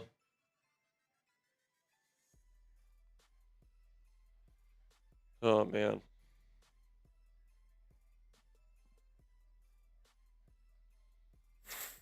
I just want to know, man. I just want to know. I mean, listen, man. This is what I'll say. The process of signing Russell Wilson was also a process. Yes, it was. But that process ended the night before free agency began. Yeah, I know, but the process also began before free agency. Yeah, that's true. So like it was like a 3 or 4 day process from Steelers are talking to Russell Wilson to Steelers agree to contract with Russell Wilson. And what did they have him do? They had him fly to Pittsburgh and visit the facility. They had him meet for almost an entire day with Arthur Smith, coming together with a vision for the offense. And then they talked about contract. And then they came to an agreement late Sunday night before free agency started last year. It kind of seems like a similar situation here where they're like hashing out what their visions are for the Steelers offense, what the contract should look like. And it's just taking... And, it's taking longer than I'm comfortable with. I'm sure it's taking longer than all of us are comfortable with right now. We're like, what's taking so long? But maybe they already kind of feel like, this is going to get done, so they don't really need to rush it. You know what I'm saying? No, I'm with you there. Like maybe they feel like this is going to happen, so why not just take our time, really putting together a good, solid plan so that when we put pen to paper, we know exactly what the plan is. Yep. That could very well be what's happening in Pittsburgh right now. Antoine Hill says, I heard Anthony Richardson is in play. Yeah. I don't think so. I don't think so. I think that's people that don't want Russ or Rodgers that are wishful thinking on Twitter. Domos. If Richardson's available, I'm if you don't get Russ or Rodgers, I'm game. So Domos says, does everything need to be signed by tomorrow? No. So Rodgers can't even sign today. That's the thing. He's still on the Jets roster.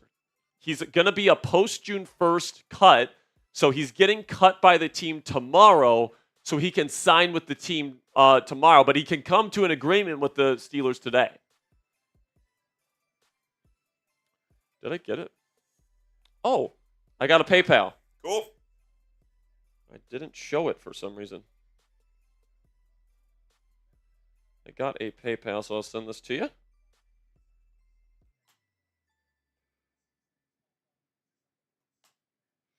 There we go.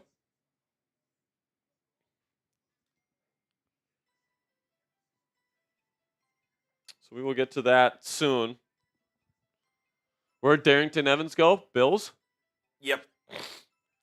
Dude, I just saw this. Michaela's mommy with the two. You just see the news on Le'Veon Bell. Le'Veon Bell will not be returning to the NFL because, according to TMZ, he was in a civil lawsuit held liable for $25 million in damages as part of a sexual assault case. Sad, man. So he will not be returning to the NFL. He will not be returning.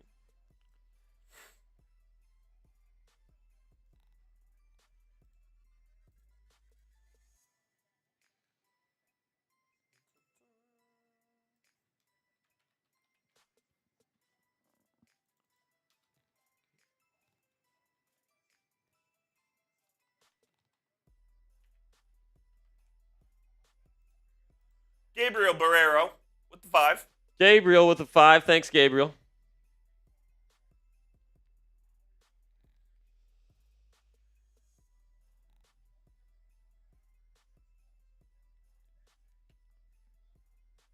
He said, hello, Jack Sperry. Hello, Gabriel Barrero. Hello, Gabriel.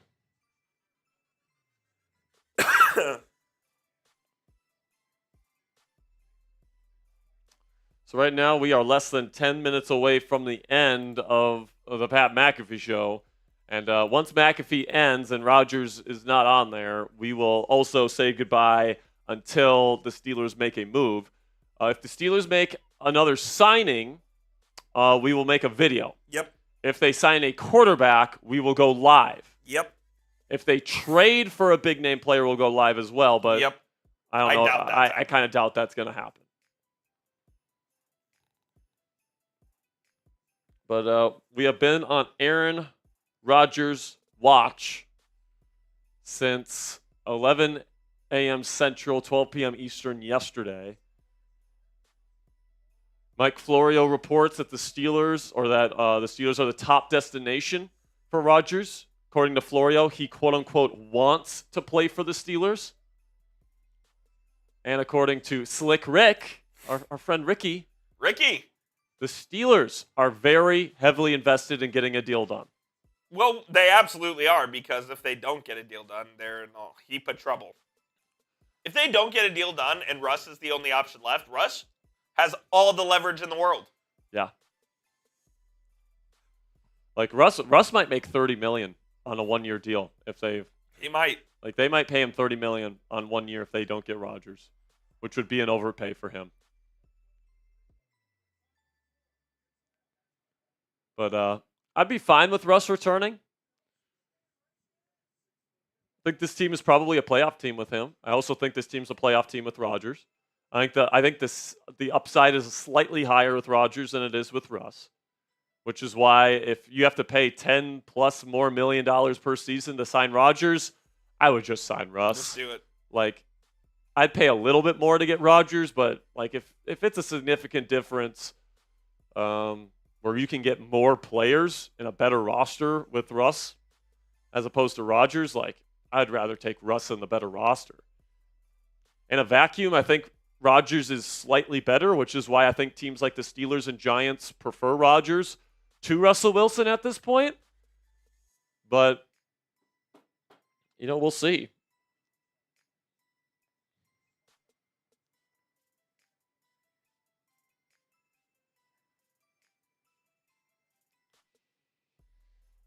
Active RMG says, bro keeps losing me. Super Bowl contenders with Rodgers. I literally never said Super Bowl contenders with Rodgers. I'll say it. I think they are.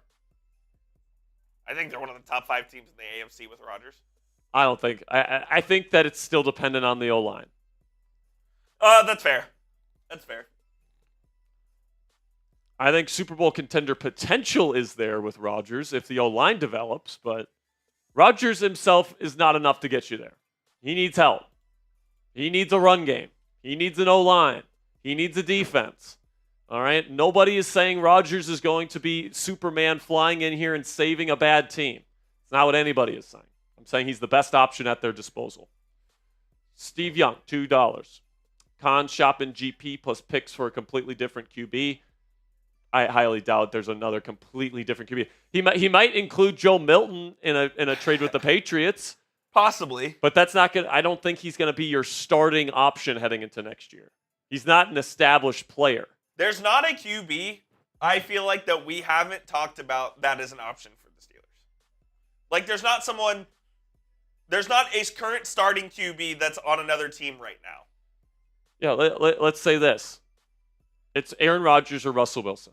Unless Rodgers goes to Minnesota, the chances that it is Russ or Rodgers is near 100%. For sure.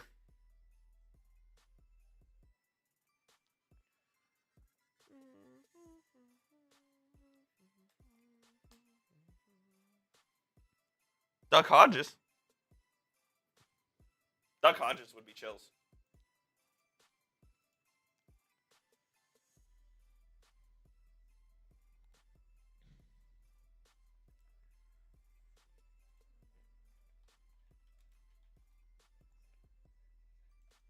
Matthew Baker with the $5 Venmo. Matthew Baker, appreciate you. He says for Roman Wilson, 2025. You know, Roman's an interesting. Roman is a very fascinating question mark because it was reported last year he had trouble picking up the offense. Obviously dealt with injuries. Apparently was fully healthy at the end of the season. They just didn't feel comfortable with him playing in the offense at that point. Yep. Now he gets a full off season to really ingratiate himself inside this system. I liked him coming out, man. Good route runner from the slot. He's got some good wheels too. Solid hands. I think that he can still be a very solid player, but like he's going to have to go into your season as your number 4 receiver. Agreed. Just because like you can't depend on him at this point. Like you just don't know what you're getting with Roman Wilson, so you can't necessarily depend on him. You want him to be a happy surprise.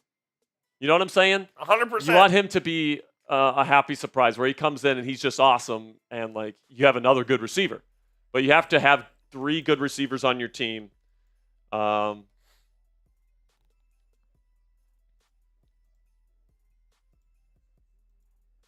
See what Gabriel had to say. Sent a message. Check my messages. I'm logged out of my PayPal, so nice. So I can't see the messages. So we are 3 minutes away, unless Rodgers comes up at the last second here, guys. We are going to be saying goodbye. JB Crypto says Steelers sign Aaron Rodgers 2 years, $50 million and $30 million guaranteed. Boom. That hasn't been official as far as I'm concerned, but that could be what the deal looks like, Coop. Yep. That is absolutely what the deal could look like. What is McAfee doing here?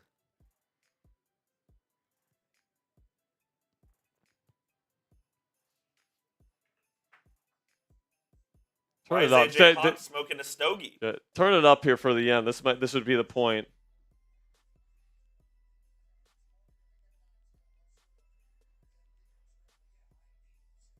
Make sure you guys click that subscribe button because whenever the Steelers do sign their quarterback, we will go live. We will also get you guys. We will get you guys breaking news coverage for every signing the Steelers make this free agency. I like that shirt. Yeah.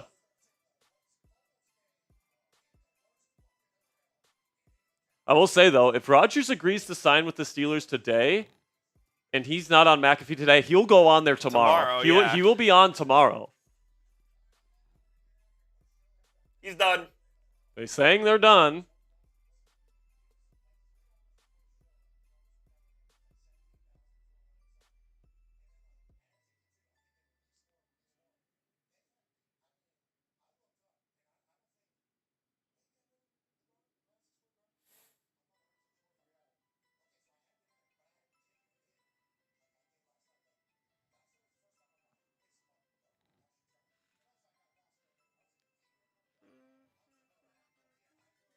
Oh, so we got Gabriel's question here.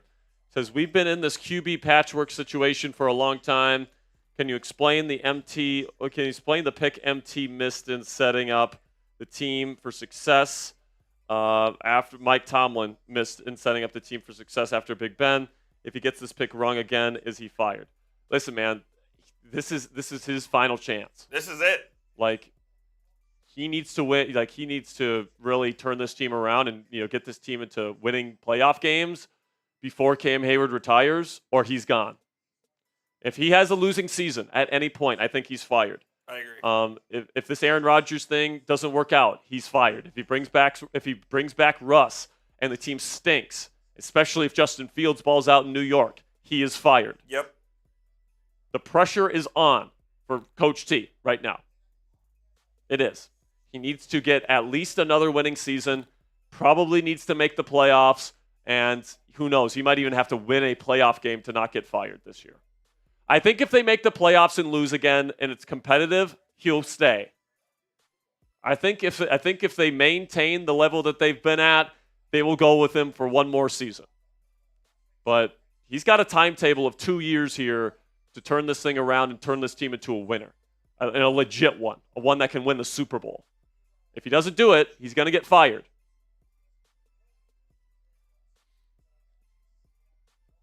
So that's where I'm at right now. Gabriel, good question. Sorry, I couldn't see your question on PayPal. Apparently, I'm logged out of my thing. Shout out to Cassie who sent me your question. So,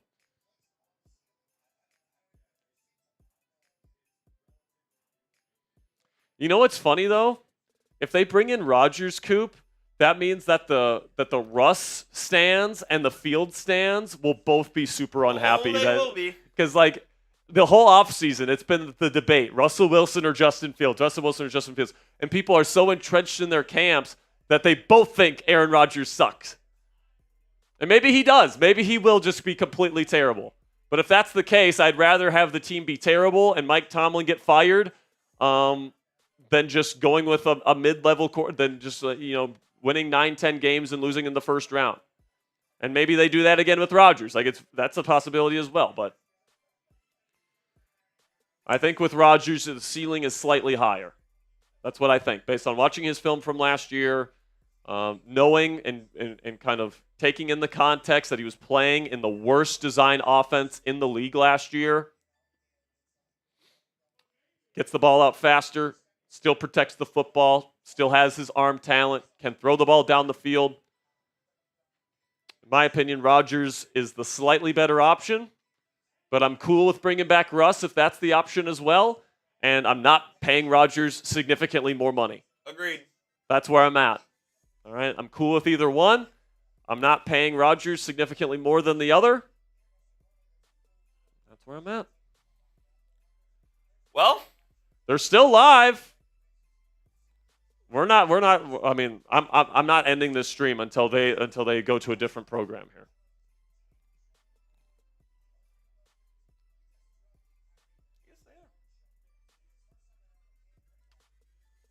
So until McAfee gets off the air, we were late. Yeah, so they didn't have Rodgers. Okay. The internet happened. Yeah. All right. Well, that'll be it here, guys. I appreciate your guys' support. Over almost $350 in super chats. Real ones. You guys are the real ones. If they sign Aaron Rodgers, if they sign Russell Wilson, we'll be back. If they sign any other players this afternoon, we will get you guys a video. And until then, guys, here we go, Steelers. Peace.